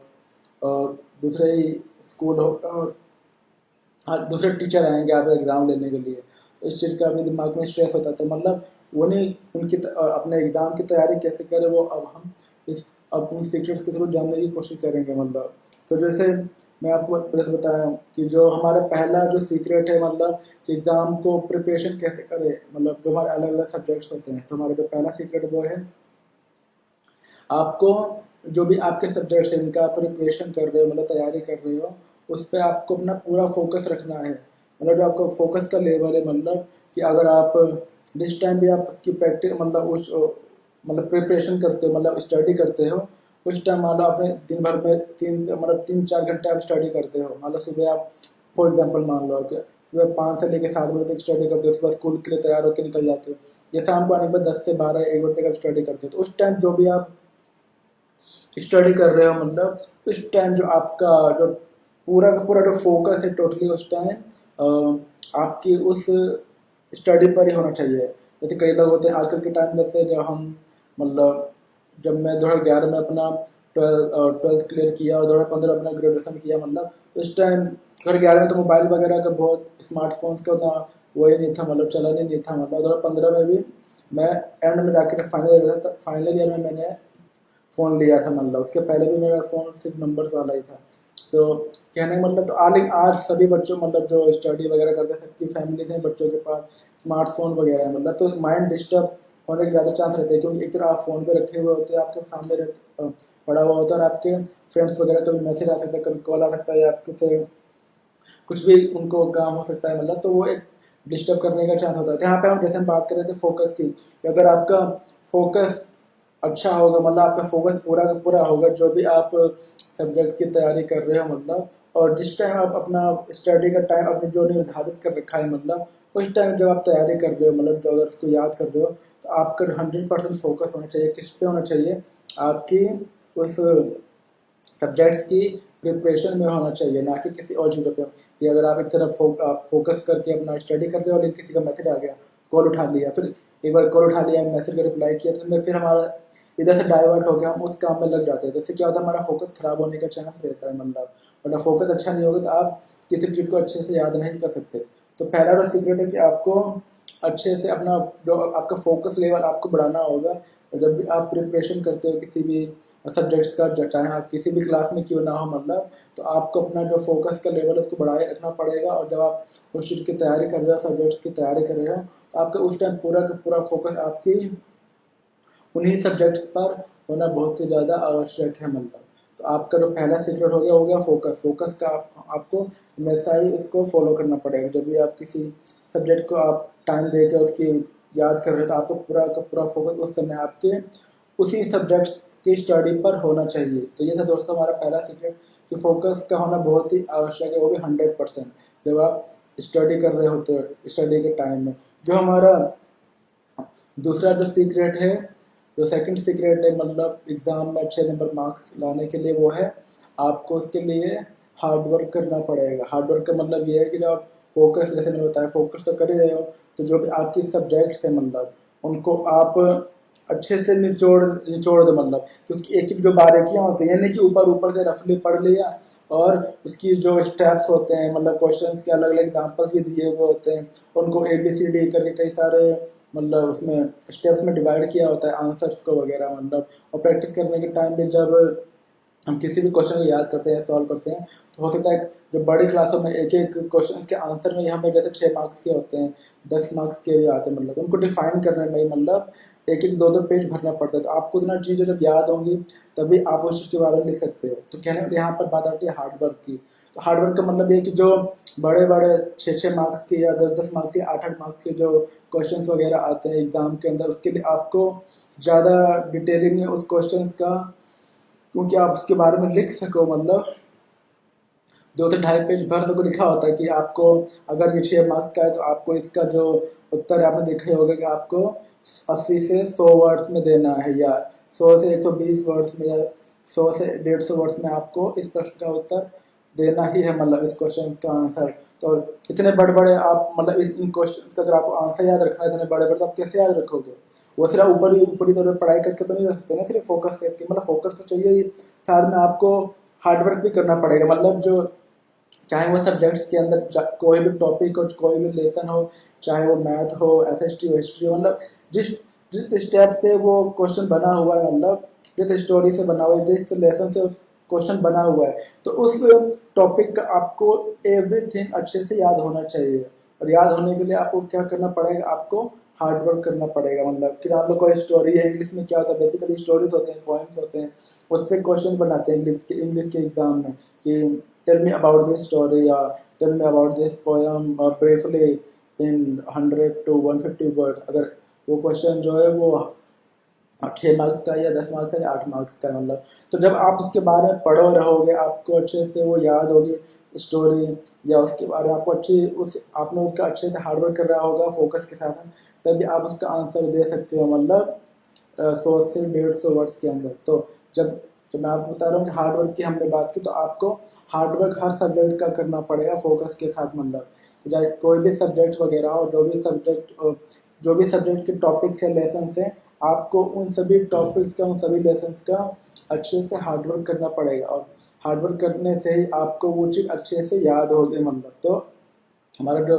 दूसरा सीक्रेट है वो है आपको हार्डवर्क को अपने लाइफ में फॉलो करना पड़ेगा। जब आप एग्जाम की अच्छी प्रिपरेशन करना चाहते हो और प्रिपरेशन करके अच्छे मार्क्स लाना चाहते हो एग्जाम के अंदर, तो आपका जो सेकंड मैंने बताया वो था अपना, आपको हार्डवर्क करना पड़ेगा हर सब्जेक्ट का अच्छे से उसकी प्रिपरेशन के लिए। मतलब और उसको अच्छा मतलब फोकस के साथ आपको उसके हार्डवर्क के थ्रू आपको अच्छी अच्छी प्रिपरेशन करनी पड़ेगी। ये था हमारा दूसरा हार्डवर्क। जो हमारा तीसरा सीक्रेट है वो है आपको जो स्टडी है, मतलब स्टडी ऑन टाइम। मतलब आपको जैसे अगर आप बड़ी क्लास में, जैसे कहा जाता है कि जब 8वीं तक, जैसे 8th क्लास तक, अगर जैसे मैं दिल्ली से पढ़ा हूँ, तो 8वीं तक डीबीटी की बुकें होती थी, डेली बुक्स टेक्स्ट ऐसे करके डीबीटी की। और जब जैसे ही हम 9th में पढ़ते हैं एनसीईआरटी क्या रहती है डेली के अंदर, तो 9th से फिर हर एक सब्जेक्ट की अलग अलग किताबें होती, मतलब अलग अलग बड़ी बड़ी किताबें होती हैं। मतलब तो 9th से फिर थोड़ा जो स्टैंडर्ड होता है स्टडी का चेंज हो जाता है, डिफिकल्ट हो जाता है। मतलब तो जैसे मैंने बोला कि अगर आपको अच्छे मार्क्स लाने हैं मतलब एग्जाम के अंदर, तो उसके लिए आपको फिर जो एक स्टडी का जो टाइम होता है आपको एक फिक्स करना पड़ेगा, और उसी डिसाइडेड टाइम पे आपको उस सब्जेक्ट की तैयारी करनी पड़ेगी। जैसे मान लो जैसे हर स्टूडेंट्स का एक अलग मतलब प्रैक्टिस करने का, याद करने का एक अलग तरीका होता है, और उसका अपना अलग टाइम होता है उसका डेली शेड्यूल के हिसाब से। तो ज़्यादातर जैसे अगर मैं अपनी बात करूँ फॉर एग्जांपल के तौर पे, तो जब मैं 11th 12th में था या जब मैं कॉलेज में भी था, मतलब तो मेरा जो स्टडी का टाइम होता था, ऐसा कहा जाता है कि सुबह के टाइम 4 बजे उठो, 4 से 7 बजे तक या 5 से 7 बजे तक अर्ली मॉर्निंग उठो, क्योंकि उस टाइम कोई भी उठा हुआ नहीं होता है, किसी प्रकार की मतलब किसी प्रकार की डिस्टर्बेंस नहीं होती है, मतलब किसी प्रकार की चहचहाट नहीं होती है। मतलब तो जो सुबह का टाइम होता है, अर्ली मॉर्निंग का टाइम, उस टाइम जब किसी भी चीज़ को अच्छे से याद करोगे तो आपको पूरा पूरा कंसंट्रेशन लेवल जो होगा उसी चीज़ को करने में होगा। तो अगर आप स्टडी भी सुबह सुबह उठकर जल्दी उठकर स्टडी करते हो, मतलब तो आपका जो या जो भी चीज़ आप याद करोगे उस टाइम में, मतलब आपको अच्छे से वो चीज़ याद हो जाएगी। तो यहीं पे जैसे मैं बताया स्टडी ऑन टाइम, तो स्टडी ऑन टाइम के लिए आपको कम से कम दिन में पूरे 24 घंटे के अंदर दो आपको टाइम डिसाइड मतलब फिक्स कर ही देना है स्टडी का। जैसे मैं सुबह 5 से 7 बजे या कभी कभी 4 से 7 बजे तक सुबह होकर स्टडी करता था, मतलब और हर सब्जेक्ट को 1 घंटे प्रैक्टिस करता था, उसकी स्टडी करता था, उनके लेसन उनके टॉपिक्स के बारे में। और उसके बाद क्योंकि मेरा सुबह का कॉलेज था मतलब, तो मैं सुबह कॉलेज लाइफ में मैं सुबह कॉलेज जाता था और मेरा कॉलेज खत्म होता था 3 बजे तक। उसके बाद मैं मतलब फिर आके स्टडी वगैरह करता था मतलब। तो उसके बाद घर पे आया, घर पे थक ज़्यादा मतलब काफ़ी थका हुआ होता था मतलब, काफ़ी ज़्यादा फिर एक मन नहीं करता था मतलब। इसलिए मैं सुबह क्योंकि कॉलेज जाने से पहले मैं 5 बजे उठ के 6-7 बजे तक स्टडी करता था। उसके बाद कॉलेज के लिए रेडी होकर कॉलेज के लिए निकल जाता था। देन रात को जब 10 बजे का टाइम होता था, उस टाइम भी मैं मतलब 10 से लेके 1 बजे तक जो सब्जेक्ट का प्रिपरेशन होता था मतलब उनकी तैयारी करता था, उनके बारे में उनके स्टोरीज को पढ़ता था, इंग्लिश हिंदी के जो मेरे सब्जेक्ट हुआ करते थे। अगर इकोनॉमिक्स है तो उसका रूल क्या है, उसके स्टेप्स क्या है, उसके एग्जाम्पल क्या है मतलब। तो उनके उनकी उन चीज़ों को पढ़ता था। जैसे मैं बीए प्रोग्राम मैंने किया था कॉलेज में मतलब 3 साल का मतलब सेमेस्टर के हिसाब से। तो 2011 से ही सेमेस्टर सिस्टम लागू हो गया था, तो हर साल हमें 2 सेमेस्टर एग्जाम देना होता था। तो उनका सेमेस्टर का प्रिपरेशन करते थे। तो मैंने अपने से आपको बताया कि मैं जैसे जो स्टडी ऑन टाइम के लिए आपको कम से कम दिन भर में 2 टाइम आपको डिसाइड करके रखना ही चाहिए मतलब। तो पहला आप जैसे एग्जाम्पल तौर पे सुबह और 4 से 7 या 5 से 7 कर सकते हो मतलब। अगर आप स्कूल में हो क्योंकि आप 7 बजे तक स्टडी करोगे बाद तैयार होकर स्कूल जा सकते हो। और फिर रात को 10 से आप 1 बजे का भी जैसे मैं करता था मतलब, एक टाइम डिसाइड करके आप उस टाइम में आप सब्जेक्ट को पढ़ सकते हो, उसकी स्टडी कर सकते हो, उसका प्रिपरेशन कर सकते हो, उसकी प्रैक्टिस भी अच्छे से कर सकते हो मतलब। तो कहने का मतलब ये है कि आपको कम से कम अपने मतलब अगर आपको एग्जाम में अच्छे मार्क्स लाने के लिए कम से कम दिन भर में 2 अच्छे टाइम को डिसाइड करना चाहिए जिसपे आप स्टडी कर सको। तो आप स्टडी ऑन टाइम आप जो भी डिसाइड नहीं किया, तो डिसाइड अगर आपने नहीं किया है स्टडी का टाइम तो डिसाइड कर लीजिए। सुबह 4 से 7 बजे तक कर लीजिए और शाम को 10 से 1 बजे तक, फॉर मेरे एग्जाम्पल के तौर पे। अगर आपको इसके अलावा भी अगर आप अपने टाइम डेली शेड्यूल के साथ कोई टाइम बना सकते हो तो वो और ज़्यादा बेटर है मतलब। तो वो आप पे डिपेंड करता है मतलब कि आपको मतलब किस टाइम में आप फ्री हो उसके हिसाब से आप अपना बना सकते हो। बाकी मैंने आपको 2 ऑलरेडी ऑप्शन के तौर पर दे दिया है। तो ये हमारा जो तीसरा सीक्रेट है कि आपका जो भी आप स्टडी का टाइम आपने डिसाइड किया है तो आप उस टाइम में स्टडी जरूर कीजिए। उस टाइम में आप उस चीज़ का फोकस के साथ हार्डवर्क के साथ स्टडी ऑन टाइम यानी जो भी आपने टाइम डिसाइड किया है उस टाइम पर आप स्टडी जरूर कीजिए। हमारा तीसरा सीक्रेट था स्टडी ऑन टाइम। जो हमारा फोर्थ सीक्रेट है जो अच्छे मार्क्स को लाने के लिए वो है जो भी आपके सब्जेक्ट्स है मतलब, जो आपके सब्जेक्ट्स जो भी आप जिस भी क्लास में हो आपके पास सब्जेक्ट्स वगैरह तो होंगे ही मतलब। तो जो भी आपके सब्जेक्ट्स हैं मतलब उनकी आपको अच्छे से प्रैक्टिस करनी पड़ेगी। सब्जेक्ट्स प्रैक्टिस ऑन टाइम मतलब जो आपने टाइम डिसाइड किया है स्टडी करने का तो उस टाइम में जो आपके सब्जेक्ट्स हैं तो उनको आपको अच्छे से उसकी प्रैक्टिस करनी पड़ेगी मतलब। तो आपको उसको अच्छे से प्रैक्टिस तभी जब करोगे तभी आप उसको उसके जो एग्ज़ाम वगैरह होंगे तो उसमें आप अच्छे से अच्छे मार्क्स वगैरह ला सकते हो मतलब। तो जो भी आपने सब्जेक्ट चूज किया है या अगर आप जैसे कॉलेज वगैरह में तो जैसे बीए प्रोग्राम जब मैंने लिया था तो मेरे को फर्स्ट ईयर में इंग्लिश हिंदी इकोनॉमिक्स और पॉलिटिकल साइंस था। बाकी मुझे हिस्ट्री जियोग्राफी वगैरह में तो चूज करने को संस्कृत वगैरह में से सेलेक्ट करना पड़ा था। तो मैंने Hindi English political science economics select किया था। सेकंड ईयर में हिंदी इंग्लिश में एक होता था और थर्ड ईयर में भी इतने से जो हमने अगर स्किप कर दिया अगले साल में मिल जाता है। तो इस तरीके से कहने का मतलब तो आपको जो भी आपके सब्जेक्ट्स वगैरह है तो आपको उन सब्जेक्ट की जो हमारा फोर्थ सीक्रेट है मैंने बताया कि आपको उन सब्जेक्ट की अच्छे से प्रैक्टिस करनी पड़ेगी। अच्छे से प्रैक्टिस करोगे मतलब तभी आपके एग्जाम में अच्छे मार्क्स आएंगे मतलब। तो जो भी आपने टाइम डिसाइड किया है मतलब स्टडी का उस टाइम में आप उन सब्जेक्ट की अच्छे से प्रैक्टिस कीजिए मतलब। आपको प्रैक्टिस अच्छी करनी पड़ेगी जो भी आपके सब्जेक्ट्स हैं और उन सब्जेक्ट्स में जो भी लेसन है जो भी टॉपिक है जो भी पाठ वगैरह है मतलब आपको उनको अच्छे से प्रैक्टिस करनी पड़ेगी। आपको अपना पूरा पूरा अच्छा प्रैक्टिस करना पड़ेगा उन सब्जेक्ट्स के बारे में जो भी आपके सब्जेक्ट्स दिए गए हैं मतलब। जो हमारा फिफ्थ एंड लास्ट सीक्रेट है वो है कि लेस यूज फोन। जैसे आज के 10 साल पहले तो इतना फोन का चलन नहीं था मतलब, बहुत ही कम लोगों के पास स्मार्टफोन दिखते थे वो भी छोटे छोटे कैमरे वाले मतलब। बाकी और जो नॉर्मल लोग हुआ करते थे वो टच वाले फोन मतलब जो जिसमें नॉर्मल बटन्स वगैरह से चलाते थे, कॉलिंग वगैरह इनकमिंग और आउटगोइंग हुआ करते थे, एसएमएस वगैरह कर सकते थे मतलब। आजकल के टाइम में बड़े बड़े फोन आ गए, स्मार्टफोन एंड्रॉयड आईफोन वगैरह मतलब।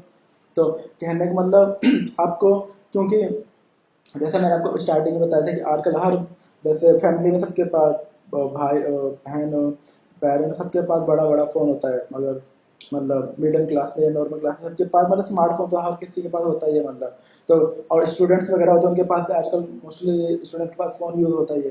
तो अगर आपके पास, तो मैं आपको जो फिफ्थ मैंने बताया सीक्रेट कि आपको मोबाइल का लेस यूज़ फ़ोन यानी मोबाइल का कम से कम उपयोग करना है, क्योंकि मोबाइल जो मोबाइल होगा आपके माइंड को डिस्टर्ब करेगा, खासतौर पर अगर आप स्टूडेंट्स वगैरह है तो। जब मैं स्कूल में था या कॉलेज में था तो मेरे पास स्मार्टफोन था ही नहीं, क्योंकि मैं नॉर्मल फ़ोन्स को यूज़ करता था जो बटन वाले हुआ करते थे। इसीलिए जब बटन वाले हुआ करते थे तो ज़्यादा फ़ोन का यूज़ ही नहीं किया, तो कुछ कर ही नहीं सकते आप कॉलिंग और इनकमिंग और एसएमएस के अलावा। तो ज़्यादा मैं अपना टाइम फोकस स्टडी पर करता था, और ट्वेल्थ तो मैंने अच्छे से स्टडी किया, अच्छे मार्क्स लेके आया 76%। तो मैंने कॉलेज भी रेगुलर पढ़ा, पीजीडी मतलब जो मेरा दिल्ली में पीजीडी कॉलेज है वहाँ से मैंने अपना मॉर्निंग से 2015 में अपना स्टडी कंप्लीट किया। तो कहने का मतलब अगर आपको अच्छे मार्क्स लाने हैं अपने जो भी आपका क्लास है, तो आपको मोबाइल का आजकल के टाइम में, क्योंकि बहुत ज़्यादा लोग स्मार्टफोन यूज़ करने लगे हैं, बच्चों के पास स्मार्टफोन होते हैं मतलब, चाहे वो बॉय हो या गर्ल हो मतलब। तो अगर आप अपने स्टडी के प्रति सीरियस हो और वाकई में मतलब वो आपकी मर्जी है, आपको अपने लाइफ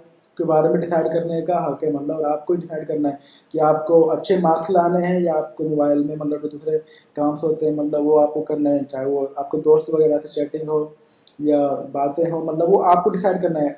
स्टडी का जो एज होता है वो कहा जाता है कि वो 30 साल तक मैक्सिमम होता है। 30 साल के बाद आप जितना आपने स्टडी कर लिया उसके बाद आप स्टडी नहीं कर सकते, मतलब करना अगर आप करोगे तो आपके दिमाग में उतना वो चीज़ नहीं हो पाता है मतलब, फिर दिमाग जो होता है और ज़्यादा, फिर आप मतलब आपकी स्टूडेंट एज खत्म हो चुकी होती है 30 साल के बाद मतलब, फिर वो घर गृहस्थी वाली हो जाती है। तो कहने का मतलब जो मैं आपको बता रहा हूँ कि अगर आप वाकई में अपने पढ़ाई के प्रति अपने अगर आप वाकई में अपने जीवन में कुछ बनना चाहते हो मतलब, तो आपको लेस यूज फोन मतलब आपको अपने मोबाइल का कम से कम उपयोग करना पड़ेगा, बहुत ही कम चीज़ों के लिए। अगर आप कुछ अपने सब्जेक्ट से रिलेटेड कुछ सर्च करना है, कुछ जानकारी निकालनी है, यूट्यूब या गूगल पे जाकर आप निकाल सकते हो अगर आप कंफ्यूज हो तो।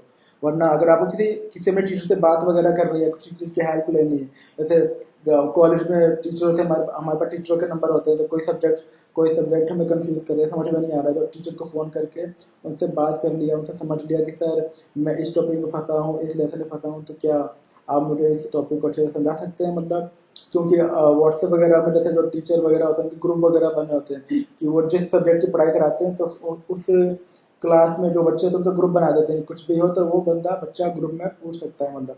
तो उस पर्पज से ठीक है, लेकिन अगर आप स्टडी पर्पज से कुछ भी सर्च करना चाहते हो फोन के अंदर, तो उस पर्पज से भी आप एक थोड़े टाइम के लिए उस चीज़ की जानकारी निकालो, लेकिन ज़्यादातर फ़ोन को यूज़ आप मत कीजिए, क्योंकि उससे आप फिर और ज़्यादा मतलब दिमाग भटकने का चांस और स्टडी पर भी फोकस करने का चांस नहीं रहता है। क्योंकि आजकल बहुत सारे जैसे मोबाइल में फीचर्स होते हैं मतलब प्ले स्टोर के अंदर गेम्स हो गया और फेसबुक हो गया, इंस्टाग्राम हो गया, और आजकल तो बहुत सारे जैसे शॉर्ट वीडियोस ऐप आ गए हैं, स्नैक हो गया और मौज हो गया, जोश हो गया, और भी बहुत सारे हैं मतलब। तो इन पर लोग अपना जो आजकल के मतलब ज़्यादातर जो मतलब जो यंगस्टर है मतलब, तो लोग शॉर्ट वीडियोस बना के डालते हैं, स्टूडेंट्स भी डालते हैं बनाकर मतलब। तो ऐसे मतलब अगर आप स्टडी के प्रति सीरियस हो तो मैंने फाइनली वही बात बता रहा हूँ कि मतलब आपको कम यूज़ फ़ोन करना चाहिए मतलब। तो अगर आप कम फ़ोन यूज़ करोगे तो आप ज़्यादातर फिर जो जाहिर सी बात है कि आप ज़्यादातर अपना टाइम जो दोगे वो स्टडी पर ही दोगे, और स्टडी पर अपना ज़्यादा टाइम दोगे तो आपका अच्छे से वो चीज़ प्रिपरेशन होगा मतलब। मतलब से अगर आपका एग्ज़ाम की प्रिपरेशन अच्छी होगी मतलब सब्जेक्ट के साथ, तो आप अच्छे मार्क्स लेके आ पाओगे मतलब। तो ये आपकी चॉइस है कि आपको अच्छे मार्क्स लाने हैं या नहीं लाने हैं एग्जाम के अंदर। बाकी मैंने आपको 5 सीक्रेट्स बता ही दिए हैं ऑलरेडी इस वीडियो के थ्रू। तो एक बार मैं आप सबको फिर से रिपीट करता हूँ कि जो हमारे आज के 5 सीक्रेट्स थे इस वीडियो के अंदर, जिसको अगर आप फॉलो करोगे, अगर आप स्टूडेंट तो मतलब अपनी जो आप करंट लाइफ है मतलब स्टूडेंट हो, तो आप डेफिनेटली अच्छे मार्क्स लेके आओगे, क्योंकि मैंने भी इन्हीं 5 सीक्रेट्स को फॉलो करके ट्वेल्थ में 76%, कॉलेज में भी 63% मतलब लेके आया, फर्स्ट डिवीजन पास आउट हुआ मतलब। अपने मतलब जो मेरा कॉलेज था मतलब वहाँ से मैं पास आउट हुआ, और इन्हीं 5 सीक्रेट्स को फॉलो करके हुआ मतलब। तो जिस तक मैंने पहला बताया था कि पहला था हमारा फोकस, अब दूसरा था हमारा हार्ड वर्क, तीसरा था हमारा स्टडी ऑन टाइम, यानी आप एक टाइम सेट कर लीजिए, उस पर आप स्टडी कीजिए। सब्जेक्ट्स की अच्छे से उस टाइम स्टडी कीजिए। तो चौथा था हमारा, वो था सब्जेक्ट प्रैक्टिस ऑन टाइम। जो भी आपके सब्जेक्ट हैं उनकी जो आपकी स्टडी के टाइम उसी टाइम पर आप उनकी अच्छे से प्रैक्टिस कीजिए। मतलब जो आपने समय को निर्धारित कर रखा है अच्छे से प्रैक्टिस करने के लिए। जो हमारा फिफ्थ एंड लास्ट था वो था हमारा लेस यूज फोन। मतलब आपको अपने लाइफ के अंदर अगर आप स्टूडेंट्स हो किसी भी क्लास के या किसी भी कोर्स के, मतलब तो आपको मोबाइल कम से कम उपयोग करने की कोशिश करनी चाहिए। मतलब ये आप ही के लिए अच्छा होगा, बाकी तो आप पे निर्भर करता है कि आप आपकी मतलब आपके अंदर से कितनी उस चीज़ के प्रति उत्सुकता है और चाहत है या इच्छा है। मतलब अगर आप ज़्यादा अच्छे मार्क्स लाना पाते हो लाना चाहते हो, मतलब 70 से 80 90% मतलब, तो आपको फिर वो अपने हिसाब से डिसाइड करना है अपने लाइफ के बारे में। मतलब तो ये थे दोस्तों कुछ 5 सीक्रेट्स जिनको मैंने आप सभी के संग शेयर किया और बताने की कोशिश किया कि अगर आप भी अपने लाइफ के प्रति जो आपकी स्टडी लाइफ है या जो जो भी आपके क्लास है और उन क्लास में जो भी आपके सब्जेक्ट्स हैं उन सब्जेक्ट्स में आप अच्छे मार्क्स लाना चाहते हो, मतलब और लाकर आगे जीवन में बढ़ना चाहते हो। क्योंकि आजकल जो टॉपर होते हैं क्लास के अंदर, खासतौर पर अगर आप 70 से ऊपर नहीं लाए तो आपको कोई नहीं पूछता या बोलते नहीं कि आपने मतलब एक वैल्यू नहीं होती, मतलब 70 से ऊपर नहीं लाओ तो मतलब तो लगता है कि क्या मतलब क्या हम लोग कौन सा बहुत बड़ा वो तीर मार लिया जैसे कहा रहता है। तो इसीलिए कम से कम आप किसी भी क्लास में कम से कम कोशिश करो 70% से ऊपर लाने की। 70% आप ऊपर लेके आओ तो आपको भी एक फीलिंग होगी। और खासतौर पर अगर आप रेगुलर कॉलेज पढ़ना है तब तो और ज़्यादा आपको मेहनत करनी पड़ेगी। क्योंकि क्योंकि आजकल के जैसे दिल्ली यूनिवर्सिटी में जब कॉलेज की कट लिस्ट निकलती है मई जून के आसपास, तो 80 80 90 90% तक जाती है। 70 वालों को भी आंसर नहीं मिल पाता आजकल के टाइम में। मैंने तो 2011 में 76% आया, उस टाइम के हिसाब से 76 बहुत ज़्यादा हुआ करते थे और मैं फर्स्ट डिवीजन में था अपनी क्लास के अंदर, तो मेरा तो इजीली एडमिशन हो गया, सेकंड कर लिस्ट में नाम आ गया। आजकल के टाइम में 80 90 पे 80 वालों का भी इवनिंग में होता है कई जगह पर, मतलब 80 वालों को भी मॉर्निंग में नहीं मिल पाता क्योंकि मॉर्निंग की जो कर लिस्ट आती है 90 90 तक जाती है। तो वो आपको डिसाइड करना है कि आपको अगर रेगुलर कॉलेज पढ़ना है अच्छे से, क्योंकि रेगुलर कॉलेज की बात ही अलग होती है। मतलब वहाँ पे कॉलेज जाना सुबह के टाइम, क्लासों को अटेंड करना, नोट शेयर करना, असाइनमेंट बनाना, तो नए नए फ्रेंड्स बनते हैं। मतलब और काफ़ी कैंपस होता है अच्छा था, मतलब और काफ़ी ज़्यादा बहुत अच्छी लाइफ होती है कॉलेज की, जो मैंने ऑलरेडी उसको जी चुका हूँ। मतलब अपनी जो मेरी कॉलेज लाइफ थी, मतलब तो बस मैंने आपके संग यही 5 टिप्स के थ्रू बताने की कोशिश किया कि अगर आप अच्छे मार्क्स लाना चाहते हो तो आप इन 5 रूल्स को फॉलो करो, तो आपको ज़रूर अच्छे मार्क्स आएंगे मेरी तरह, जैसे मेरे 12th क्लास में और कॉलेज में भी आए। और, और आशा करता हूँ कि आप सभी को मेरा आज का ये नया वीडियो पसंद आया होगा। मतलब इसमें मैंने आप सभी को 5 टिप्स बताए जिसके थ्रू आप किसी भी क्लास में अच्छे मार्क्स ला सकते हो अगर आप उन 5 सीक्रेट्स को फॉलो करोगे। तो कैसा लगा आप सभी को मेरा आज का नया वीडियो? आप लाइक एंड कमेंट करके जरूर बताइएगा। और जो भी आपके दोस्त वगैरह जो फ्रेंड्स हैं जो अभी करंटली स्टडी कर रहे हैं किसी न किसी क्लास में किसी न किसी सब्जेक्ट्स में, मतलब तो आप उन सभी दोस्तों को ये वीडियो शेयर कीजिए ताकि वो भी इन 5 सीक्रेट्स को जान सके और जानने के बाद वो उन रूल्स को फॉलो कर सके और फिर अच्छे अपने अपनी क्लासों में जो उनके सब्जेक्ट्स हैं उसमें अच्छे मार्क्स ला सकें। तो दोस्तों फिर मिलेंगे एक नए वीडियो में एक नए टॉपिक के साथ। तब तक के लिए take care my dear friends।